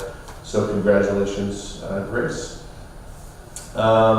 Just a couple updates here. The high school principal search continues. We have an incredibly exhaustive and thorough process that starts tomorrow. Actually, it started yesterday. We oriented a search committee of 27 people and prepared them for all-day interviews that will be occurring here tomorrow between 8 and 3:30. So the plan is hopefully finalists surface from those interviews. Those individuals will be then put to a student committee, and then finally a committee of Connor Brown and I will meet with the two finalists and make a recommendation. So thank you to all 27 of our parents, faculty, staff, administrators. It's a huge, huge group of people, and hopefully we'll have some clarity later in the week on that. UPK, last meeting, Gary Campbell, who will be a board member again in July and will probably be looking for the chart that he asked me for, had asked about, at what point do the kindergarten numbers kick over our need for a sixth section? When we met last time, I think we were pushing 90. As we sit today, we have 93, and there are 3 in the hopper that I'm already aware of, which puts us at 96. And then I'll remind you that we have all of June, all of July, and all of August. So it is a certainty at this point that we're going to need a sixth section of kindergarten. Because we currently run at 5 sections. We currently run at 5 sections, but I want to clarify that as well. So if you think of, say, 100 students, 5 sections, all things being equal, that's 20 students per section. All things are not equal, in that one of our sections that we run is a co-taught kindergarten, and that's taught with a regular education teacher and a special education teacher. There's also usually an aide or a TA in that room as well, and it is appropriate to keep those numbers lower. So right now, I believe our co-taught class is hovering between 12 and 14 students. So that would bump the numbers of the other 4 sections right now, 5 sections later. The second problem that we have, and we're still in the midst of trying to figure out what this means, is we have 1 spare classroom at Waterman Elementary that has a bathroom. So that 1 spare classroom that has a bathroom, we had targeted for the 14-member UPK class.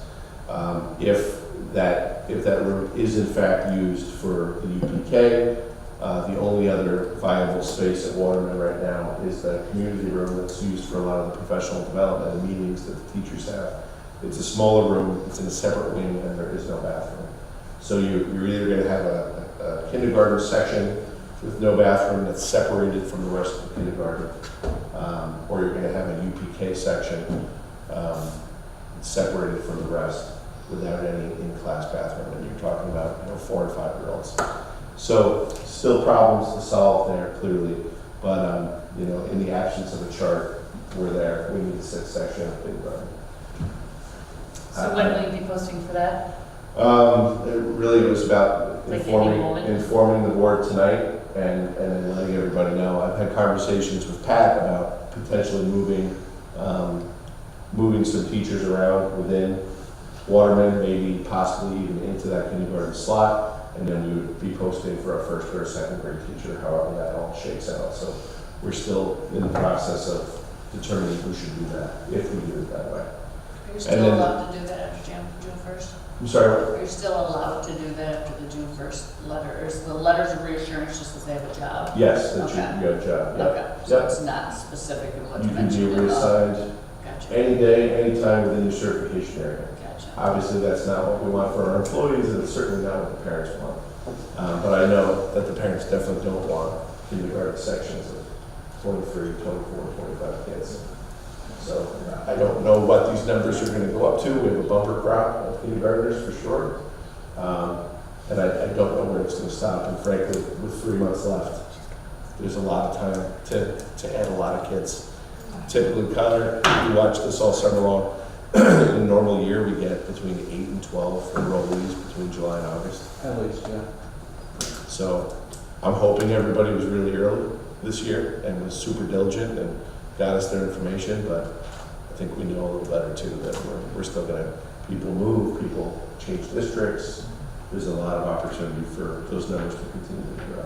So I would just say on that, in addition to adding the 6th section of kindergarten, as soon as possible, once you kind of get going on the school year, but not too far into it, we do some footwork with the preschools to just get a very rough guesstimate on the incoming kindergarten class for the following school year. Because if we're going to be saying, oh my gosh, we got to keep 5 sections of first grade now, and we're going to have possibly 6 sections of kindergartners in the 23, 24 year, right, or May years, right?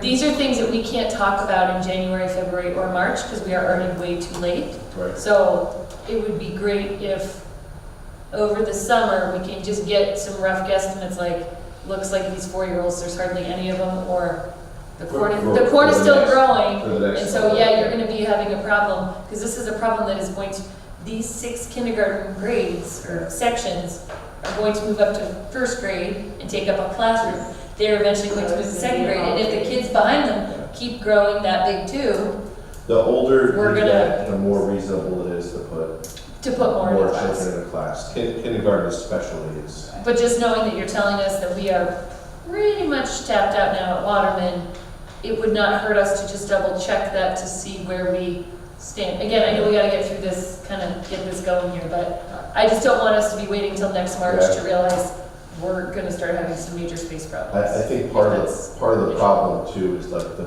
predictable ways people moved around has all changed. You know, it was with the proliferation of people working from home that really opened it up that people can work from anywhere. You know, commuting distance to Syracuse or wherever their jobs happen to be becomes less and less important. I also know that we offer an outstanding product here that people desire to come here, which is the goal. We want people here. I'd love to see, you know, class sizes continue to grow, but it's going to be a really strange phenomenon where the predictive analytics that we used to rely on, it's usually between this much and this much. It is out. Which is why I'm just throwing it out there that I would like us to be proactive in looking towards the future years of that cluster of kids that are going to still be in preschool next year, so that we can at least know if we are going to have a potential building crisis on our hand in 2 years from now. Yes. So with 2 things I'll start, especially since Jen is here. With a packed house at Waterman, is it likely with our numbers that we will continue to be able to share special ed teachers in co-taught classrooms? Because those co-taught classrooms are not co-taught full day already, and now we have even more students coming in. What is our gut check on that right now? Because you know, I monitor the 3 and 4-year-olds and kind of look at their needs as they're coming up to kind of predict what that's going to look like moving into kindergarten.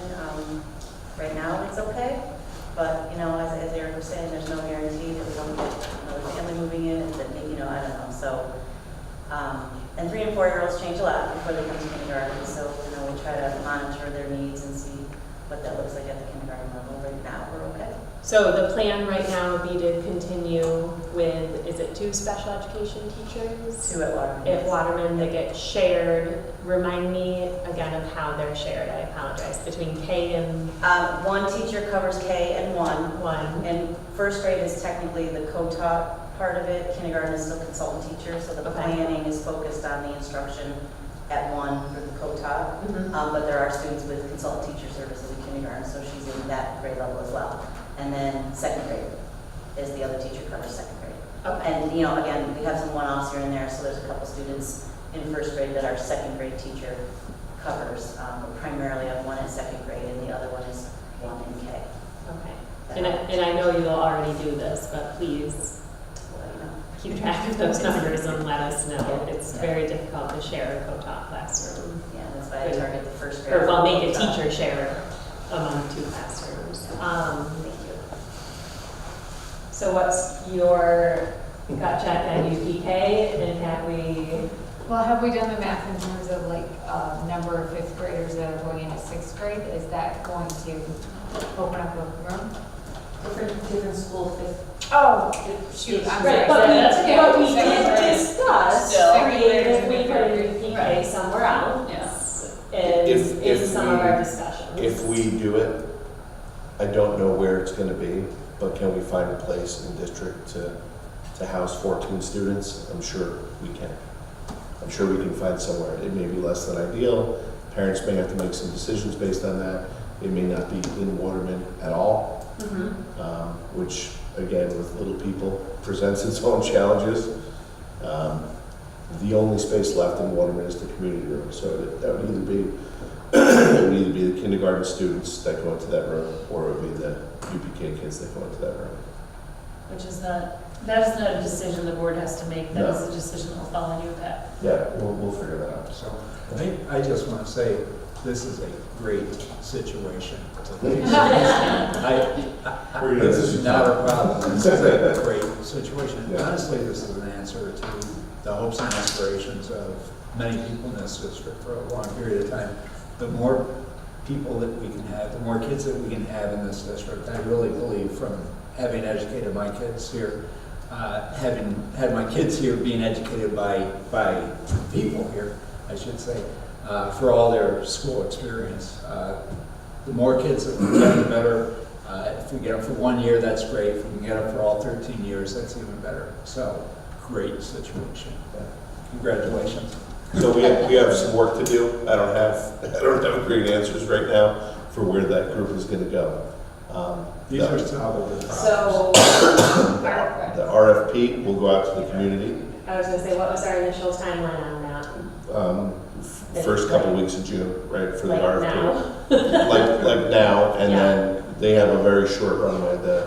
Most of the school districts that put the RFP out, it was about a week that we let people respond.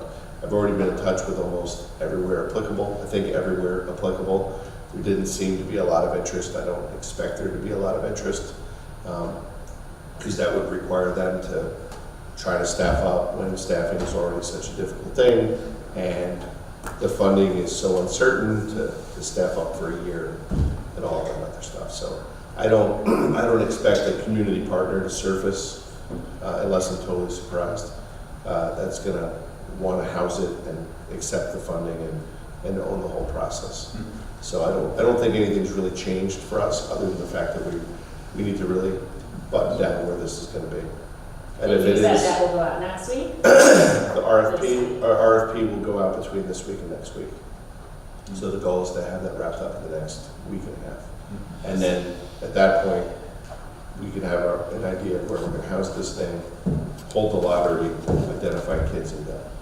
So what's the time frame on that? And can we do the lottery without knowing where it's going to be housed? Because we can have the caveat in their parents, we're not sure what building it's going to be in, but we are offering a lottery of 14 slots. Do you want to sign up, yay or nay? And even if that detail comes out later, they could say no, and we could just pull the next name in line.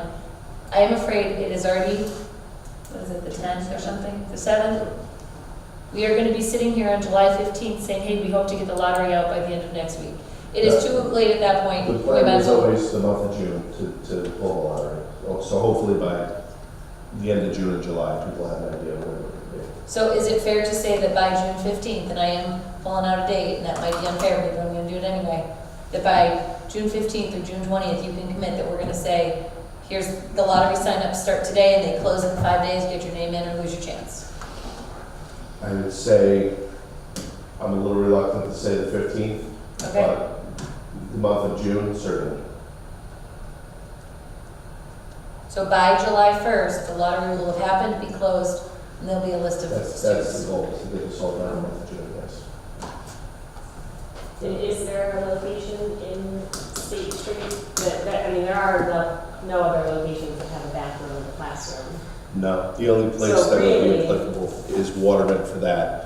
State Street, and don't forget also we have other space constraints on us in that we have Helio health counselors that are taking up space now, things like that. So we're busting at the seams. I know a couple of years ago I read here, before I started here, I read a facility study that was talking about closing schools. Thank goodness we didn't do that, because I don't know where these kids would go right now. So the State Street, there's no available classroom space? Not to my knowledge.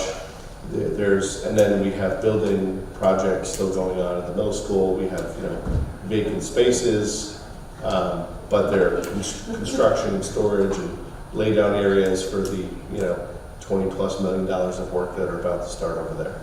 So it's And gonna is be there a chance. reality that you may come back to this board in a week and say, there's literally no space to do it and this has to go on hold another year?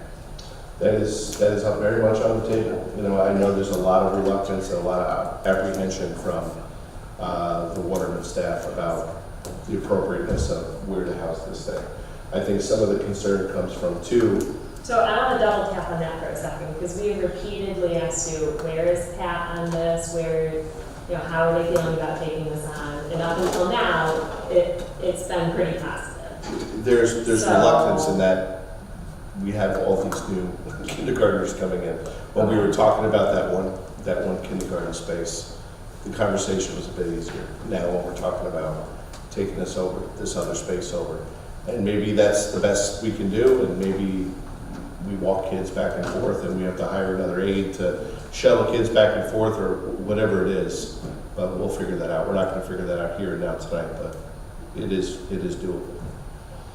I know historically we've had class sizes over 100 in this district before, so I find it hard to believe we can't find a location to house it. Are those new mental health counselors using the whole classroom, or are they using? No, those are like small office spaces. So I know, I just remember at State Street, there used to be classrooms that were not used for anything during the school day. Yep. So, and they still have bathrooms, so I don't know what their use is now. I know Carrie mentioned is that the Olympics of the mind classroom. At one point, there was a room with a treadmill in it. If you can assure me those rooms don't exist anymore. There's space. We have options. And we'll look into it, but it's a concern mostly just because of the fact that we're going to be over 100 kindergartners, which is a new phenomenon. That's really the only one. It's work. Yep. But we'll figure it out. It's work. Okay. That's the plan. So Connor, let me ask you, UPK aside, we've talked a lot about additional, where are you at money-wise? In my update, I was going to talk about fund balance a little bit. Forgot you talked about that. Sorry. I had one more item before I turn it over to Connor, and that was school security. After the tragedy in Albany, Texas, our local police associates and friends here reached out. I asked Scott Hagelke, who's the Senior Analyst Chief of Police, to join us tonight, so thank you, Scott. And didn't even have to call Scott. He had come right in and invited us to coffee with the cops. Oh, I so wanted to go to that, I'm sorry. So it was great. We got to sit and talk with, so it wasn't just Indianapolis Police, the New York State Police were there, Onondaga County Sheriff's Department were there. We got to stand around with parents and families and discuss with the local police, the types of things that we can do here. And I will say kudos to Scott, because anytime I've ever asked him anything, he only says the same thing, which is, what time? And as he's sitting here right now, it's evidence of that. The morning after the tragedy in Texas, we had a pep rally at the high school. Several parents and families reached out with concerns about that. We invited the local police up. They were in the pep rally with us for the entire time, got to interact with the kids. Scott's been wonderful about connecting with not just myself and the district office, but our principals. Anytime we call, they're there in a heartbeat. Sometimes when we don't call, they're there in a heartbeat, as was evident this week. And then to leverage his relationships with the sheriffs and the state police to make sure that people are present on campus as much as possible. If you drive in the mornings, every day this week there's been a state trooper parked either in the lay-down lot on the other side of this building or somewhere behind State Street or cruising over to the middle school, high school complex. We're just trying to get the community used to the fact that the police here are active partners. They come through our buildings. We've invited them to walk through. They have unfettered access to the buildings just to familiarize themselves with our facilities and everything else. In addition to all the things that we are doing, I did receive 15 emails and probably as many phone calls this week from community members that were really interested in having a paid security officer, whether it's a school security officer like Jim O'Brien, who's here as well tonight, who's awesome, an incredible asset to our school community, along with Aileen Sherman, who's our other school security officer, to uniformed SROs that would patrol our hallways and be present at every school. So 15 families reached out via email, and like I said, probably as many calls advocating for that same solution that we have in armed security personnel in every building. So that's something that I want to make the board aware of and discuss, and Scott was nice enough to be here, and Jim as well, if there are questions or anything like that, with the caveat that there's a lot of pieces of our school security plan that we won't talk about publicly because it involves security, and we frankly don't want people to know what we do. So this is where it might get a little tricky for me because I'm new. But my question to the security officers that are here, were you trained in any way to specifically be a security officer in a school setting?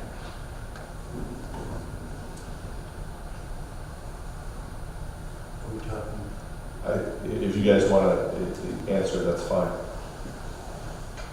So we use, the Mike, help me out. What was the acronym again? The standard response protocol. So standard response protocol in the school. So all of us are trained in that. Our school security officers participate in that training with us. They're privy to our school safety plan, which was the document that I sent to all of you so you can review it and receive it. And then for the last 15 years, probably, since the Columbine incident, and then, the subsequent Sandy Hook, Parkland, all those other things, the law enforcement personnel were subjected to intensive training. They had Secret Service protocols. I mean, Jim, feel free to share the kinds of things that you guys have been through, even as a law enforcement officer.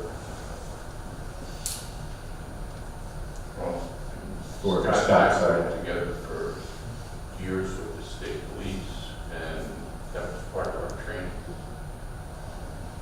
The New York State Police had a SRO program that was pretty wonderful years ago as well, where they had, it was like basically a job designation within the state police that they would be in schools, and I think that came out of the Columbine incident, didn't it? So at that point, there was a ton of training, and it's the same thing over and over with each successive incident. There's reinvigoration of interest in training and attention to these things. Are you asking what their background is? Kind of, I guess, because I'm also curious, like what, not what you do on a regular day-to-day basis, but if we're talking about pulling, and I'm going to give both sides of the story here, so I'm not really taking it side per se, because I think the parents and the students and the teachers at Waterman deserve to feel like they've got somebody that has their back as well. But their building, in comparison to the junior and high school building, is this big, where junior and high school is this big. Right. So I guess my question is, like, what are you doing that's helping the high school students and the junior high students in terms of bullying or fights that you might be breaking up or things like that would be taking you away from and putting you in a situation where little kids aren't doing that? Do you see what I'm saying? So I'm just trying to kind of I wouldn't say that's parties, I guess. I'm just curious. That sort of discipline, bullying, fighting thing is really a non-issue at the high school. I Okay. wouldn't say that's really any part of their jobs at all. Most of what they do is the proactive work. Jim and Aileen have great relationships with the teachers. They have great relationships with the kids. Most of what they do is to break that pipeline to the criminal justice system when, if there is anything substantial, you know, if there's an incident that involves, this is the other thing to consider too, is when you have police on campus, they are required to act as police. When you have school security officers on campus, there's a lot of leeway that allows us as administrators to handle things like drugs on campus and things like that. You know, you need, Jim and I had a conversation about this today, and it really comes down to the right person. Because you could have all the training in the world and not be effective in a crisis situation, or worse, you're a person that turns a kid off to authority or police officers, or breaks that sort of trust that we want to build. And I think that the local police and Jim and Aileen here do such a good job of doing is that they're trusted advisors to these kids. The kids go to them, they seek them out. They're not, stormtroopers that are looking to get kids into the system somehow. It's exactly the opposite. Right. Yeah. So can I ask to expand the conversation, because to not make it just about a specific SRO or 2 or 4, how often is our school safety plan reviewed? How often is it updated? Annually. You don't necessarily have to tell us if it's privileged who's on that committee, but how many members of that committee are there? Yep, it's updated annually. Okay. It's our entire Dozens of people throughout all buildings, all different. And if I levels of recall people. correctly, it is not just school people, it is in conjunction with Absolutely. local authorities as well. So we're not, what I'm trying to paint the picture of is to the community that there are things that we are doing, and I'm not saying that it's perfect or that it's the be all end all, but We already have it done. we can't, in my opinion, I'm only speaking for myself, this is not just one part of it that we can look at that like, hey Jim, the world is on your shoulders. No, We've got all of these things, and I want people to know that this is an ongoing and constantly reviewed process, and I want to make sure of that for myself as well. Yeah. So in addition to us It's reviewing the definitely safety plan, None of right, this but is- it's constant, not that it's not new, that it's constantly reviewed, that we are constantly going over it, that we are taking a look at ourselves, like I mentioned to you the other day, the doors by our athletic fields are open during games. They should be locked, in my opinion. You gotta use the bathroom? Find a porta potty, not a problem. So you're touching right? on something critical here, and that some of these things, if we do really, I mean, there's a fine line between becoming a police state and and staying a school district. And I think some of the things that we talk about with each one of these incidents, and it reinvigorates saying, let's get together, and we've already done that as a team, to start pointing out opportunities to improve, what sort of things are going to change. I don't want to get into too many specifics, but there are things that occur in this community that are so far and alien in other places that they've never be tolerated. We have people throughout the village that walk our campus all day long. Every morning that I come in here, we have loose dogs running all over the fields. This is what people in the community are really used to and appreciate about having full unfettered access. That is a really unique thing in schools. Most schools are surrounded by fences and gates, and you are not permitted on campus. You certainly aren't permitted to bring dogs on campus. You're certainly not permitted to let them loose on campus. I mean, these are the things that other schools are calling lockdowns for, because there's people. So I guess my point in that is, without getting into the weeds, is that we are constantly, and sometimes these horrible things are a good chance for us to just double check, just do a check on ourselves to make sure at the baseline we're doing the things that we should. And then it's a good chance for us to remind all of our students at all grade levels, and quite frankly their parents as well, when your kid sees something on social media, or your kid mentions to you they saw something on social media, It's not let's wait till tomorrow. I mean, I think I would say our Risk- parents and our students are very good about that. Risk hurting the feelings. But record it. but this is, yeah, it's not, I don't And care if apologize someone's later. mom's gonna get mad at me. Yeah. Let's bring it out and let's make sure people know. And I think we can't get such tunnel vision on, let's do this one thing. We have to look at all of these things and make sure that we are doing what we should and we're doing the best we can with what we know right now. And I think one of the best things that we have going here is our community partnerships. The fact that we have, I have Scott on speed dial. We talk almost every day about different things. If only just, hey, I'm going to walk around Waterman today for a little while, stuff like that. Our community partnerships are really important here. I guess the piece that I wanted to make the board aware of is the level of interest in the community that's being presented to me about adding our personnel at each of our buildings. Oh, adding, I thought we were just thinking about moving one down. No, they're asking for one at every building.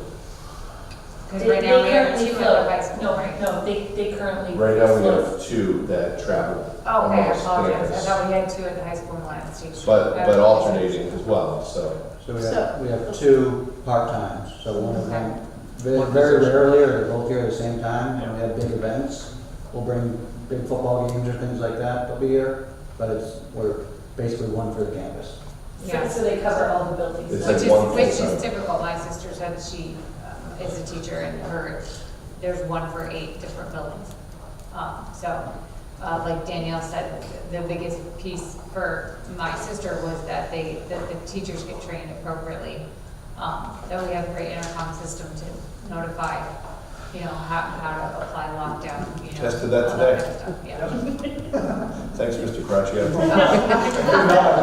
My other sister works at a school that it's still so old school that everything has to go over the intercom, so it's like, We have a somebody lot in the of. hallway would hear that. We have a lot of great things in place, and there's a lot of things that we are always looking to improve upon. Okay. To react quicker, to react in a more unified way.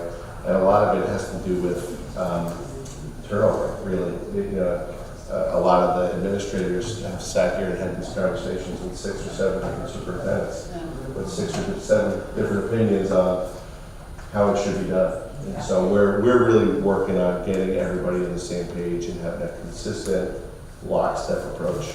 The standard response protocol, the signs you can see, they're everywhere throughout the facility.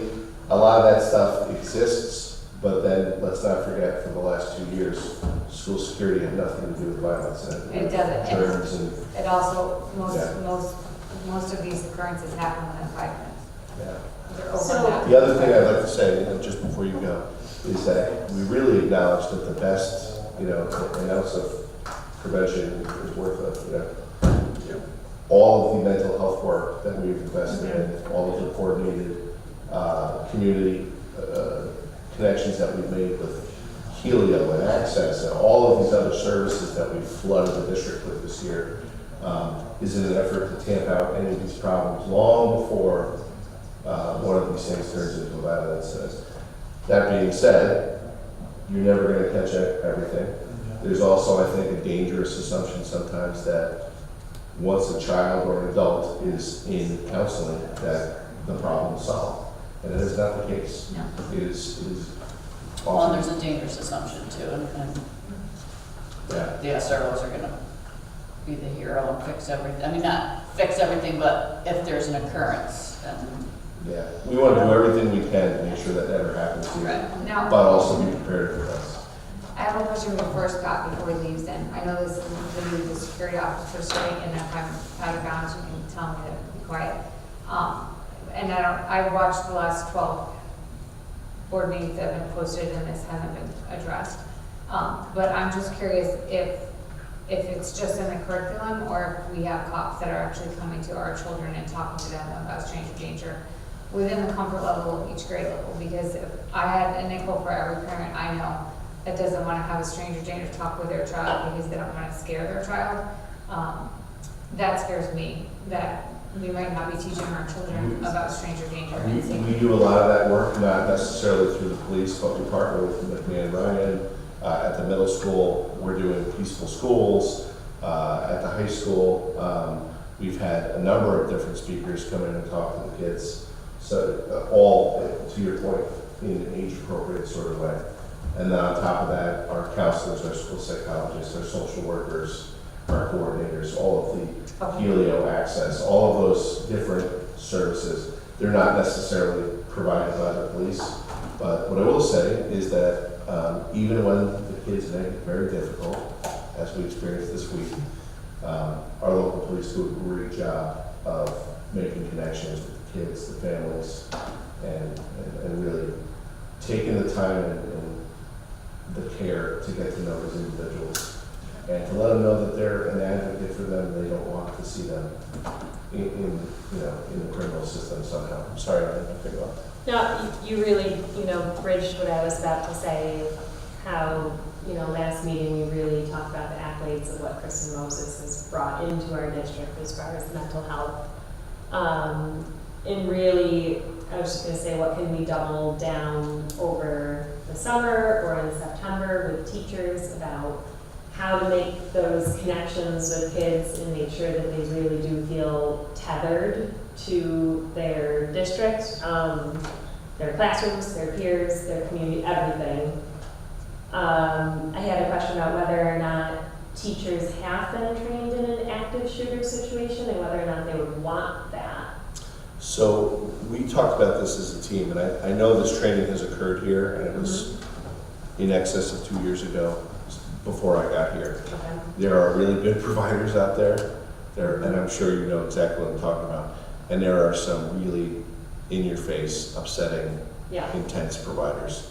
And I think we need to do a little work with our faculty to figure out the sweet spot and survey and who, perhaps. Yeah, or just like who. I mean, I know a lot of the different players, and I have an idea of who I would and would not bring in here.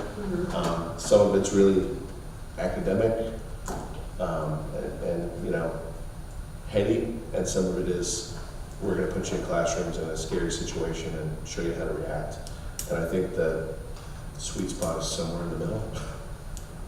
But I think maybe reaching out to teachers and, with some sort of survey about Are you even interested what would in you this? like? Are you interested? To what extent are you interested? And really hearing from our teachers what is going to make them feel comfortable and prepared, because so much of this does start with them. I mean, it starts with the students and the families, of course, but really working to make sure that our teachers feel prepared or comfortable coming to work. My sister's school has a superintendent day every year that's designated to them. So updating and going over their It's definitely, I mean, how can it not be part of our PD plan in the next year? It certainly is.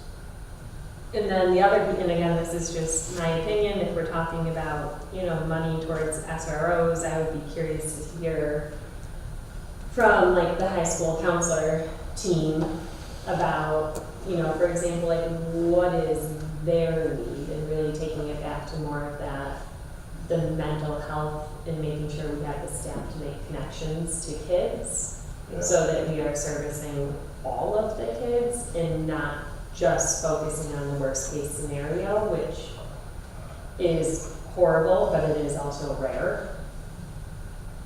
But we know that mental health every day in our students is not rare. It's prevalent. Well, and to jump on that, what I would be interested to hear, obviously there's members of the community that adding more SROs is a concern's not there, something that they're very interested in us pursuing. I would be interested to hear what the safety committee, what their take on this is. If you could have 50, would you pick 50? Do you think that 2 is sufficient? Why or why not? With whatever level of detail is appropriate to be shared publicly.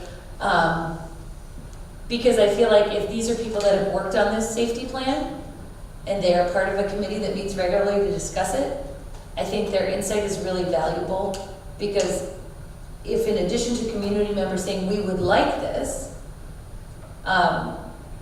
which I can't imagine, what person after seeing what's unfolded in the news the past 3 weeks doesn't feel that way, but I want to see what the safety committee who helped create this living, breathing document and is constantly reviewing what their take on it is. And I think that would be important to know, because I think we have to at least be mindful of what community members are asking for, but we also have to be really thoughtful about it.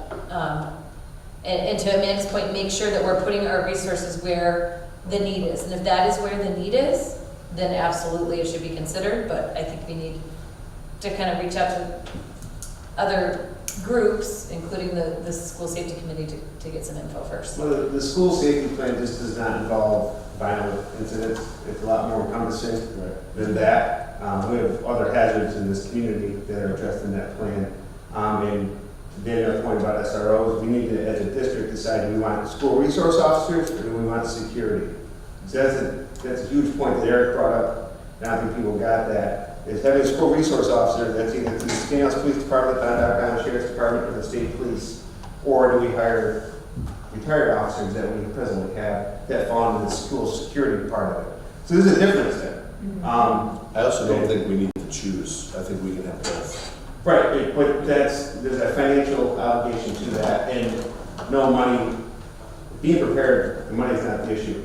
It's which way do we want to proceed? Is it SROs, school security, or a combination of both? And that's the delineation that the school safety committee and the superintendent and the administration is going to have to come up with. So there's a difference between those positions. So we had this discussion, I believe it was after Sandy Hook. We had a discussion about, do we go with SRO or do we go the school guard model? And we decided on the school guard model at that time. We also decided that it would be an armed school guard. And it was important to the board in that discussion as far as who the actual people were. The school board does not hire people, but the school board approves a recommendation from the superintendent after full vetting of personnel, of course, as we all understand. And I remember it was very important to the school board at that time that you got great hires with OB and with Aileen. You got fantastic hires because not only are they state police trained, which we have a full range of excellent police agencies, but state police certainly are held in high esteem, as they should be. But not only that, they educated their children in the Scandinavian school district, so they know what it is like to have their kids in the same place. And the teachers, and they've connected with everybody. Their institutional knowledge, their community knowledge is invaluable. And we had, my understanding is before I joined the board, and Mr. Cabrera might be able to comment on this because it was probably back in your era, Tim.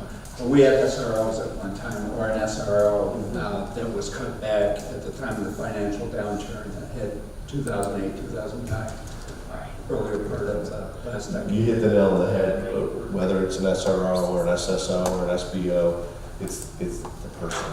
It's who am I going to trust with our kids?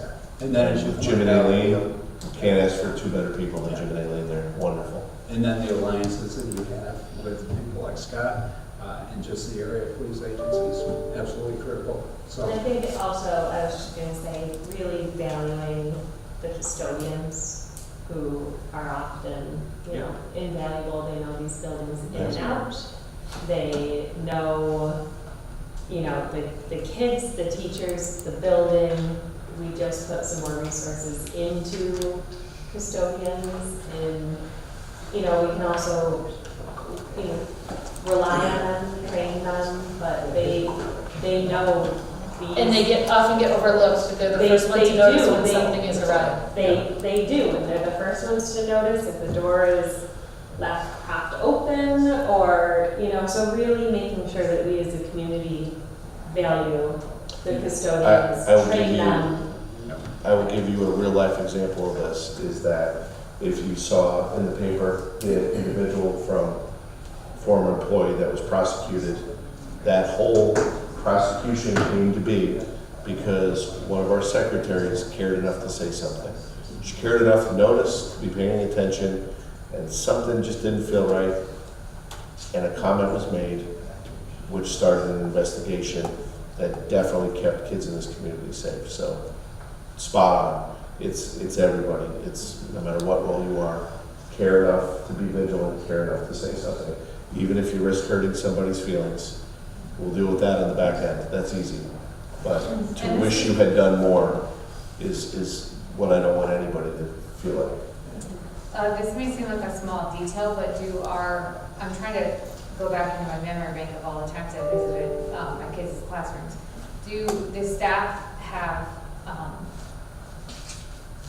badges, for lack of a better word? Yes, all of us. Yes. Okay. Yeah. So like, I mean, I know we used to put on the volunteer sticker, but, so every staff member has a badge. So theoretically, they see a young adult in the hallway that does not have a sticker on, or they do not recognize and does not have a badge. Okay. From myself on down, we wear them all day, every day. Okay. There are keys in. That's how we can track who access certain doors at certain times. And to your point, to let the kids know that, especially after 2 years of masks, right? Right. Hey, this is actually what my face looks like here at some project. Like I said, Skinny House has come a long ways from where we used to be. Back where any parent can walk into any school anytime they want and go have lunch with their child without even being questioned. And that you'd be able to walk to the halls, do whatever you want. So we've come a long ways in school security, and we got to be proactive in that. And so we're always going to make improvements, and we have to be vigilant to that. But our children are our number one priority, and as a board, we'll do everything to protect our children, and that's what we're here for. But like I said, we've progressed a lot, and since my children have been in the district, and we can continue to improve. And if people have thoughts, send them to the superintendent, and he'll give them to us as well. Yeah, we do a lot of things right, and these are always reminders to take another look and get professional eyes on it, involving people like Jim, people like Scott to take a look at what we're doing. And there's new people that come into the district that have new ideas. A lot of our building and facilities improvements have really hardened entry to the school. A lot of the universally accepted best practices, single point of entry, locking, and that's universal district-wide. And there's always room for improvement, and we'll look into that. But I think what we do better than anybody right now is to acknowledge all of the prevention things that we can do to make sure our kids know that they're loved, they're connected, and that there's a bunch of adults here that care a whole lot about them before any of this sort of thing becomes a thought. There's 100 nets across the river to catch those kids as they come through, and we're going to continue to get better at that too. But I would say after Sandy Hook, after Parkland, and schools went nuts all over the place and spent millions of dollars on egress resistant glazing and bulletproof windows and all of these things. I think they really missed the opportunity to invest in the people that connect with and care about the kids. So I'm awful proud of the work that we've done this year, and lots more to do. So is it possible between now and our next meeting that, a discussion will be had with the safety committee, as well as potentially a survey towards teachers or something like that, and we can double back on it at our next We're actually, meeting? So we have the first meeting scheduled already this Monday, and out of that, hopefully the principals can go back to the buildings and gather from their people what it is that they want, what's their level of comfort, what sort of other opportunities can we provide to make them feel so secure. So for our community members, in the meantime, reach out. Yep. If you have thoughts, questions, concerns, and the board will follow up with these conversations, definitely at our next meeting, if not before then, or as needed. Yep. And I'll bring it back to you guys for the next meeting. And that is all for me. May I say one thing just on my way out the door? Yes. So I appreciate all the kind words that Eric said. Introduce yourself. Oh, I'm sorry. I'm Yes. Scott. I'm the police chief. I appreciate all the kind words that Eric said, but that goes both ways. I mean, we so appreciate the relationship between Eric and Mike and Pat and John and Greg. And of course, we've got Jim. Jim and I think, in 1989 is when we first met, as I was a young trooper. You were a young trooper yourself, so, and Aileen, so it's just such a wonderful relationship. And it goes beyond that. It's not just, like we may have some sort of complaint, and I know all I have to do is pick up that phone and call Mike Major. And he calls me all the time. Well, hey Mike, we had an incident that was going on not too long ago, the last couple of weeks we did that.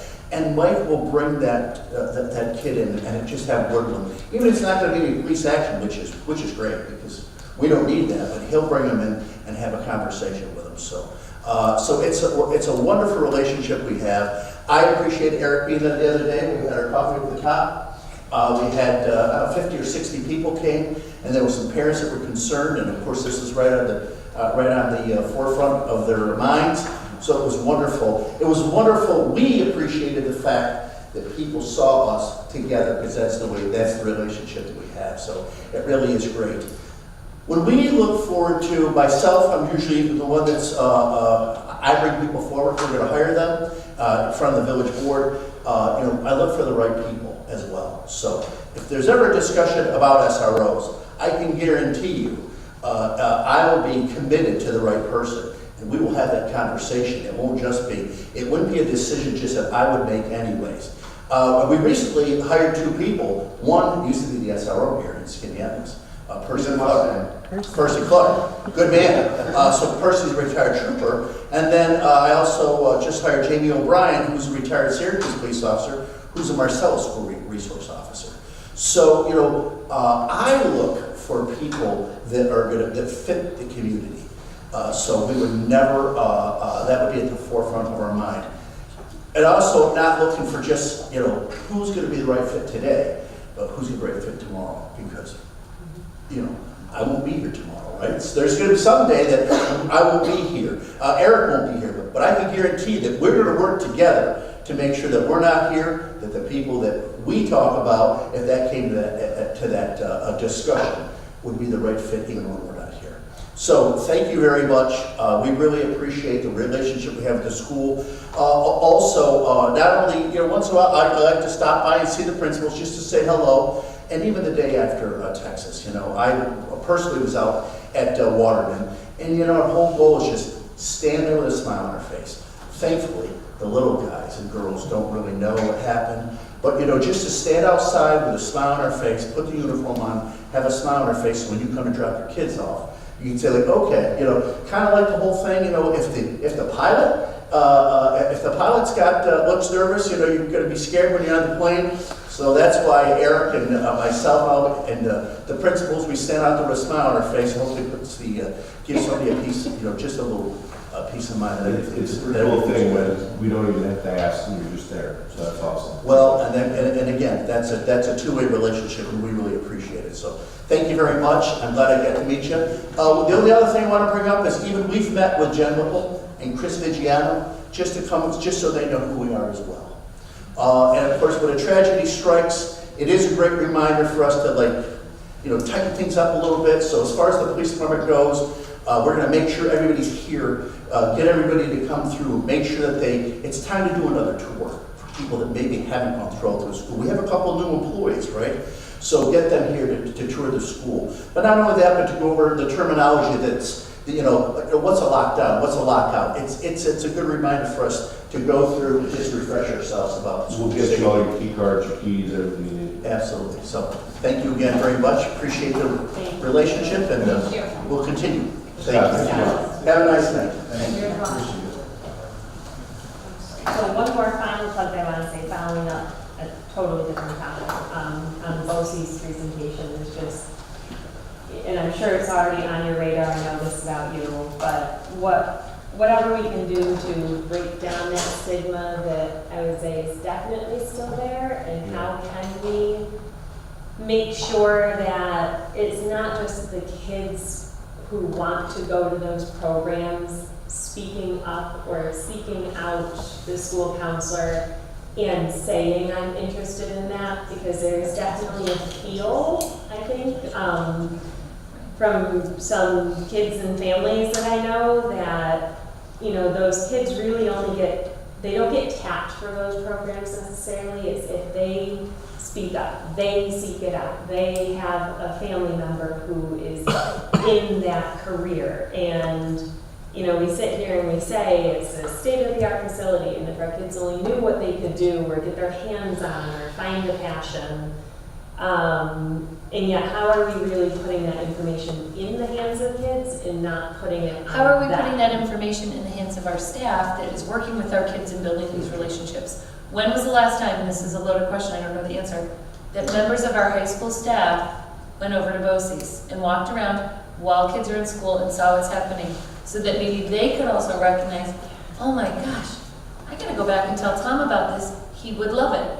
We are putting all the pressure on a 14-year-old kid to figure out that maybe they wanna go there. When we have a whole lot of adults in our schools, counselors, advisors, all these things, let's make sure that they're also sold on how awesome it is and have been there recently, so that they are able to be the most effective they can be in their job as a counselor, advisor, teacher, whatever, and making that connection and helping a kid realize that they might love it. There's this false dichotomy between BOCES and four-year college track, and it's not real. In fact, a lot of the local BOCES offer early college high school, and those kids are graduating with an associate's degree, a college associate's degree, at the same time they're graduating. How many of our staff know that? I would say is... Not enough, I bet. Our BOCES doesn't presently offer that, but in the region, there are a number that do. They have the partnerships with community colleges. However, our BOCES does offer, as you heard tonight from Mr. Woodard, quite a bit of free college tuition credits. And those are tuition credits that transfer. Do our counselors effectively share that information with our students and with their parents? I would Proactively? say we could do a much better job of So, like, what proliferating exposure. Yeah, and I'm not trying to say that our staff doesn't do the best that they can do, but let's just kind of give a little refresher. You forget about what, if you come to this campus every day, this is what is on your mind. So let's just kind of do a refresher. Like, forever, you know, right now, as kids are starting to think about what electives and things that they might want to take. I mean, like, how can we get this information into their hands? One of my favorite success stories as a principal was a student that graduated from a BOCES program with a welding certificate. He was an avid hunter, fisherman, moved to Alaska, starting job right out of high school, $75,000 as a welder, working on a pipeline, hunting and fishing in Alaska, living in his dream, $0 in college debt. That's a huge success story. Yeah, but I would love to hear, like, so what is the plan that we can enact to make more of those success stories? The structures are all there. It's just about how much exposure we're giving to the kids, how often we invite them out, how often we bring them out for tours, how frequently we keep these offerings in their face so that they know, A, that you can go here, and B, when you go, you're still a student. A big part of it is the parents wanting to be on board as well. Because I know several parents whose kids could probably benefit from BOCES program, whether or not. Yeah. And I think we have to start this now for next year. Because this year, the students that are this year are scheduled They've for already next year. taken, yeah, right. So you gotta think a year ahead. Yeah. Right, To get those students, that thought has to go out now for next school year. right, because if we wait until the fall, then we're already. Because like everybody's scheduled for, pretty much for 22, 23. If you look at 23, 24 for that, Right, there for the moment. might be like a spring elective or something. No, you would start depending on what program. I mean, you start as a ninth grader or an Right. 11th grader. But that schedule you have to do pretty much. I think time and time something though is that we can put it in front of the kids and get them excited, but until you turn the parents' heads, Right. maybe get them up there and walk them around and show them, you know, you have a 15-year-old kid. Or like what Danielle was piece of saying. machinery Some of the expertly. teachers and the counselors have been out there, so the counselors can say, hey, you know, your kid's not just coming home with babble, he's coming home with legitimate, you know, pamphlets that Right, we've given him, we visited the building, like. I also think we sometimes say, oh, well, if the parents, you know, don't fight on it, we can't get the kids passionate about it. And when we think about what we can directly, you know, control, is the information that we're putting in front of our kids. So all, And the passion passion that we had to Yeah, get there. all of that is happening, but it is absolutely underutilized in this community. Do we have an internal BOCES champion in high school? Yeah, I know our counselors do a good job of finding those kids that. So I would say, so I'm just gonna say that the answer is no. Like one person that is like the BOCES guru that the counselors could use, or like a kind of the person that is your go-to for questions that, yes, other counselors may recommend it, but this person, like, they really get the program, they really promote it. I think we do have Okay. those interactions, we do. Okay. And BOCES sends their people out, and some of them are wonderful at throwing up that interest in it. Awesome. But it's underutilized, that's the fact, and I would love to see more of our kids take advantage of it. Some of the programs are outrageous. They really are. Yeah, downstate, there's a couple of BOCES that offer aeronautics, get a pilot's license at BOCES. It's unbelievable. 16-year-old kids with pilot's licenses. That's pretty cool. That'll get a kid excited about school. I know professionally, with my job in the city of Syracuse, we emulated two programs out of the two guys out of both these, replicated them at the high school I was working at, just because their program. Steve, they provide everything, and they're willing to work with anybody. They're willing to promote their program. They have open houses, and like Eric said, we don't utilize it enough, and we don't take advantage of it. Go over and look what they have. Both of my daughters went through their daycare program over there, where they had early childhood education. Both my daughters had one-to-one tutors for the 2 years, 3 years they went to school there. And it's unbelievable. The kids can go and learn how to be a teacher and start out and get those credits for the field of education. If any of the board members would like a tour, let me know. We'll drive out there and I'll show you the program with Dr. Hartwell. Excellent. Thank you. Good. Thanks. Thank you. All right, if there are no further questions for Eric on the superintendent's report, then let's turn the meeting over to Connor Brown for the school business manager report. Appreciate it, Tom. Just a few things on my list tonight. Just wanted to give another public plug to the appreciation to the community for coming out on the 17th and supporting my budget, all the propositions at hand. For those of you who are on Parent Square and got the email blast, besides 2020 when everything was absentee, it was the most we've had in 11 years. So just thank you again, and it's great just to have the appreciation and support and just see that public participation rising. So just again, thank you. So just another possible hiring update. So for those of you who are new, about in January of 21, we had an occupational therapist retire somewhat abruptly. So and during that time, we contracted with Lifespan to bring on OT and PT services. Over the next past year and a half, those services have risen to almost a higher to have an internal person. So just wanted to put that on the radar that is something that we are looking at from a financial aspect, and as well as just having our own person rather than contracting to a third party. There'd be a savings to hire our own person. Very close at least, so it's including benefits. So just wanted to put that on our radar. And on the 21st, ABF will have one of their annual meetings. We'll do fund balance review. So we'll do an in-depth analysis with that on the 21st, and then we'll bring that to the July 5th meeting on how we're performing for the year. I can say already that we have looked at $1.5 million, $2 million surpluses. That is for sure not the case this year. We are not operating at a deficit, but we are, need to get into those planning stages. We are fortunate, like a lot of other districts, to be in a good financial situation right now. But there are so many contingencies built into a $37 million budget that we have to start thinking about these things. If we're adding rating specialists, possible SROs, and hiring just different types of positions, that can we handle those for a few years? Absolutely, but we've always talked, it's about sustainability. So making sure that we are thinking forward thinking about that. And like we talked throughout the budget process, we've built Kristen Moses did through federal funding, and now we have taken taxpayer money to start to fund that. So that is opening up some other avenues for us to pay for this possible reading specialist, see how that goes, but again, we know that well dries up as well. So it's 2-3 years down the road. It was tough before, now it's tough again. So so the next meeting there will be a good fund balance presentation on where we are and possible fund balance management plan on where we're going in the next couple of years.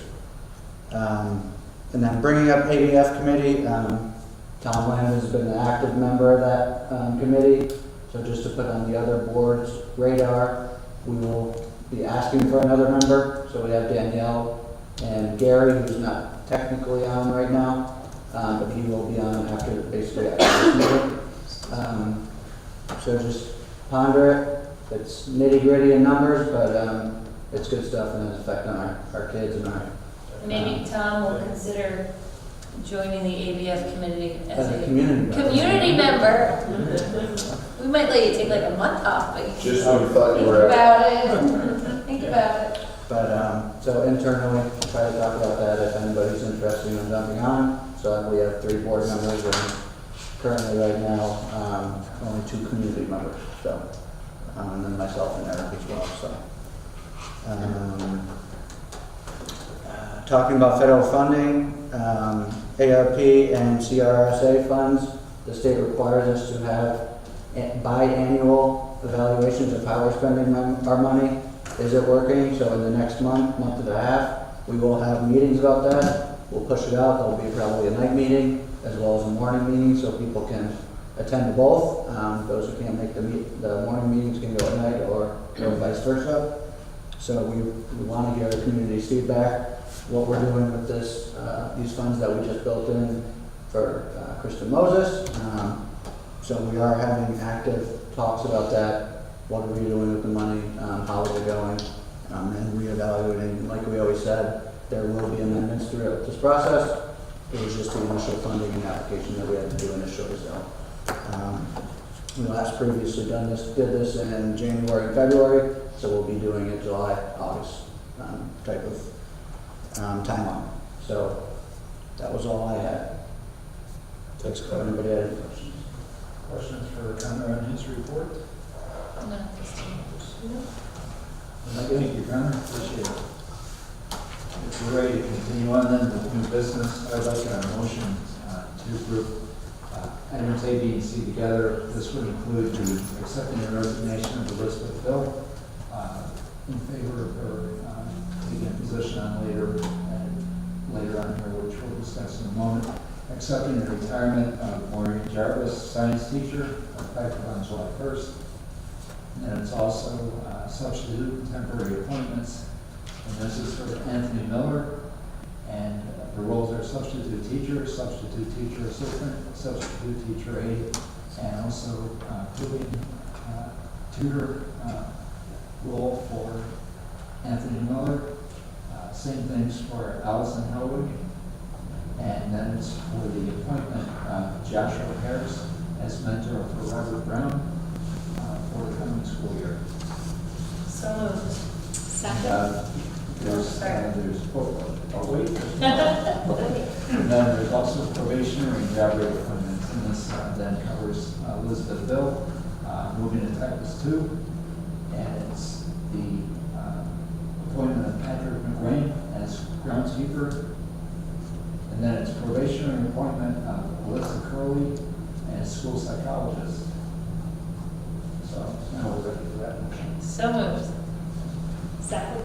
Been moved by Danielle, seconded by Amanda. Any discussion on the motion covering items A, B, and C? Just congratulations to Maureen Jarvis on her retirement. Absolutely. Any further discussion? Okay, then all in favor of approving those actions, please say aye. Aye. Any opposed? Okay, so we do approve those resignation, retirements, temporary appointments, and probationary job appointments. Next before us is a motion from a board member to approve tenure for the following individuals. This is Patrick Brown, primary school principal. It is Susan Peach as foreign language teacher, and tenure as foreign language teacher, and Gisela Hendricks, tenure in the area of elementary education. So moved. Second. Okay, it's been moved by Amanda, seconded by Carrie. Any discussion on those tenure appointments? Tenure appointments? No, congratulations. Okay, then all in favor of approving tenure for those three individuals, please say aye. Aye. Any opposed? Okay, that motion carries unanimously with our congratulations. Next one. All right, next before us will be a motion from a board member for our approval of the bus fund resolution as voted by the public at the annual school vote. And this will be by a roll call vote. So I'd like a motion to put this as a business item before the board. So moved. Second. Okay, it's been moved by Danielle, seconded by Carrie. Any discussion on this? Okay, so this is a formality of us accepting the vote of the public and enacting that action to actually bond for buses. Okay, if there's no discussion, I'll now call the roll. Amanda Nugent, how do you vote? In favor? Yeah. What do I Yeah. say? Yay or no? Yay? Yes. Amanda Nugent votes yes. Dan Evans, how do you Yes. vote? Dan Evans voting yes. Danielle Fleckenstein, how do you vote? Yes. Danielle Fleckenstein votes yes. Carrie Brogan, how do you vote? Yes. Carrie Brogan votes yes. Tanya Coleman, how do you vote? Yes. Tanya Coleman votes yes. Tom Landon, moderator, how do you vote? Tom Landon votes yes. So that motion carries unanimously, roll of 6 board members voting tonight.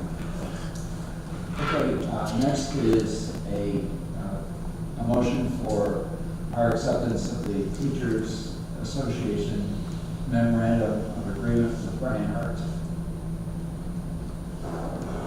So I will make that motion. Second. Okay, Danielle seconded. Any discussion on this item? MOA Brian Hart. Okay. And all in favor of us approving the Teachers Association MOA with Brian Hart, please say aye. Aye. Any opposed? Okay, the motion does carry. Next is item G. This is our acceptance of the slate of board meetings proposed for 2022 to 2023.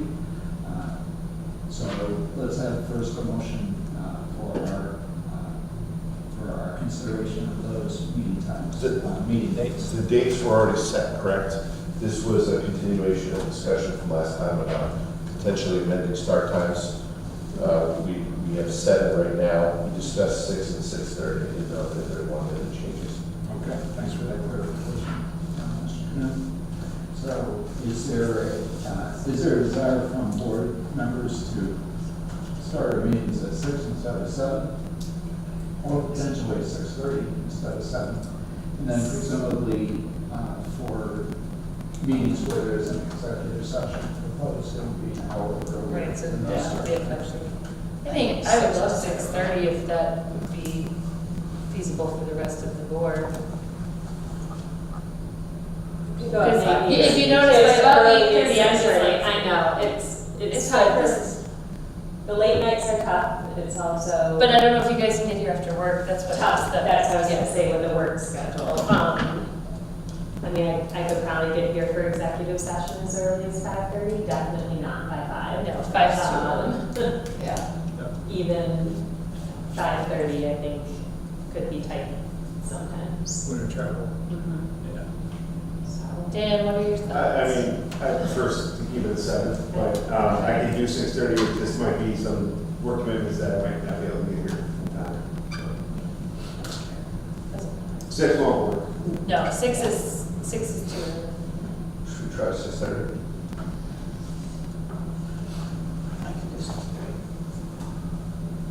So I will remain silent because. Because you're gonna be out eating ice cream, so I mean, what is?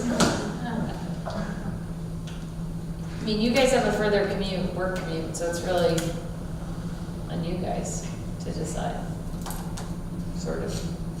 I'm with Dan, I prefer to keep it as it is, but that's for my own selfish reason of my work commute, and it's easier to have somebody watch my kids later. But either way, I mean, we also have other people here at the table, Tanya, Connor. It's a team. I'm with wherever. My daughter, my husband, somebody has to drive me here, or one of you guys to pick me up. It does not work if you guys, I mean, I don't want to say that the rest of us don't have a vote, but being that you guys actually have a commute from somewhere that is physically further away, if you don't make it, and that impacts us having a quorum and therefore not starting a meeting anyway, then there's no point in moving it earlier. And if that likelihood increases by us moving the time earlier, that you're not going to make it in time, we're not saving ourselves anything if we're sitting here waiting for you guys because you're unable to make the earlier time. So why don't we just keep it at 7 for the sake of making sure that we constantly have all board members present. Agreed. So it sounds like consensus of the group is. Sorry, just take that over. No, that's okay. I feel that, I mean, it works for me, but I feel. No, I just couldn't do 6, that's all, so I'm totally good with keeping it at 7. I mean, does that work, I think, for like sporting events more easily for you guys? Would you have more conflicts if it was? I think you either have a conflict with a sporting event or you don't, so we can think of 1,000 reasons why we would have a conflict or not, so. I'm not worried about confidence. Let's just keep it at 7. I'm worried about getting from work to here in a timely manner. For exec. Yeah. Right, yeah, so let's just keep it at 7. I mean, it's to work back to everybody's point, I think, like I said, is we don't have a forum, so that. Right, if we're sitting here. We've had that circumstance recently, and we've had. Yeah, so let's just keep it. All right. So the meeting schedule is, Eric pointed out, was previously approved, so I don't think any action is covered on this at this time. Yeah, we need to act to do that, so. Right. Yes. I'm actually acting and doing nothing. All right. So item H then is the reasonable assurance letters. Be it resolved that the Board of Education approves the superintendent of schools and school business manager to provide proper notice for continuance of employment pursuant to the New York State labor laws for those employees that will be employed by the Skaneateles Central School District during the upcoming 2022 to 2023 school year. So moved. So I'd also like to group that with the following motions. Disposal requests, these are books that are not needed by the Waterman Library. It would be our acceptance of the financial reports for tonight, which cover the month of May. And then lastly, it is our acceptance of the CSD, CPSD reports. So moved by Danielle, seconded by Amanda. Any discussion on these items? Michael Cal, anything out of the ordinary? Nothing out of the ordinary. Okay. Okay. So, any further discussion? Okay, then all in favor of approving those 4 items as a single motion, please say aye. Aye. Any opposed? Okay, so we do approve those items. Okay, we're now closing items, and this is process review. This is agenda planning for the July 5th meeting. Just a reminder, July 5th is the reorg meeting, so we can do this similarly as we did the last one. If you want, we can send you the agenda a week in advance. If people have any questions, I know it's a crazy time of year if people can't meet in person, especially if that week following. And That's just like all the lawyers, insurance, all that stuff. It's all the road annual. It's nothing that really needs a whole lot of It's discussion. boilerplate Yeah. stuff, and then we may have an appointment or two, Yeah. and if there's anything else, I'll inform the board at least a week in advance. Okay, that's fair, yeah.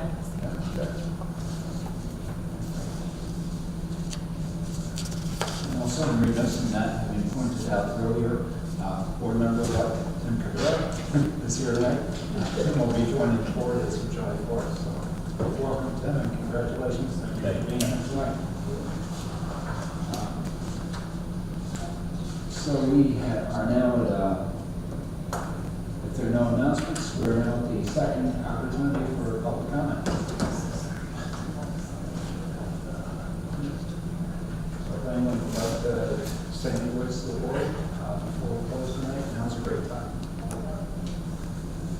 All right, and thank you all for attending tonight. Can I say something on behalf of the board? Please, Tanya. I would just like to say that we should give Rebecca York a complete round of applause because I don't know how many times I called that poor woman during the election process and how helpful she was throughout the entire process and has answered every question and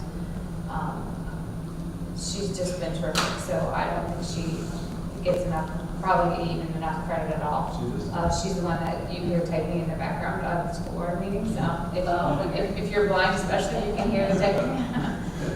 So I would just like to give her a round of applause for everything. Thank you, Mr. Coleman. Well-deserved recognition. Thank you so much. I appreciate that very much. So any further items before the board before we entertain a motion to adjourn? Just unfortunately, I won't be at strategic planning. Yeah, understood. We have some pressing family matters for some state championships. Yes. For the rest of the team, and then the board members time if you can make Friday from 4 to 8. I know it's Friday, and it's from 4 to 8, and it's a challenge. There's a long story behind that.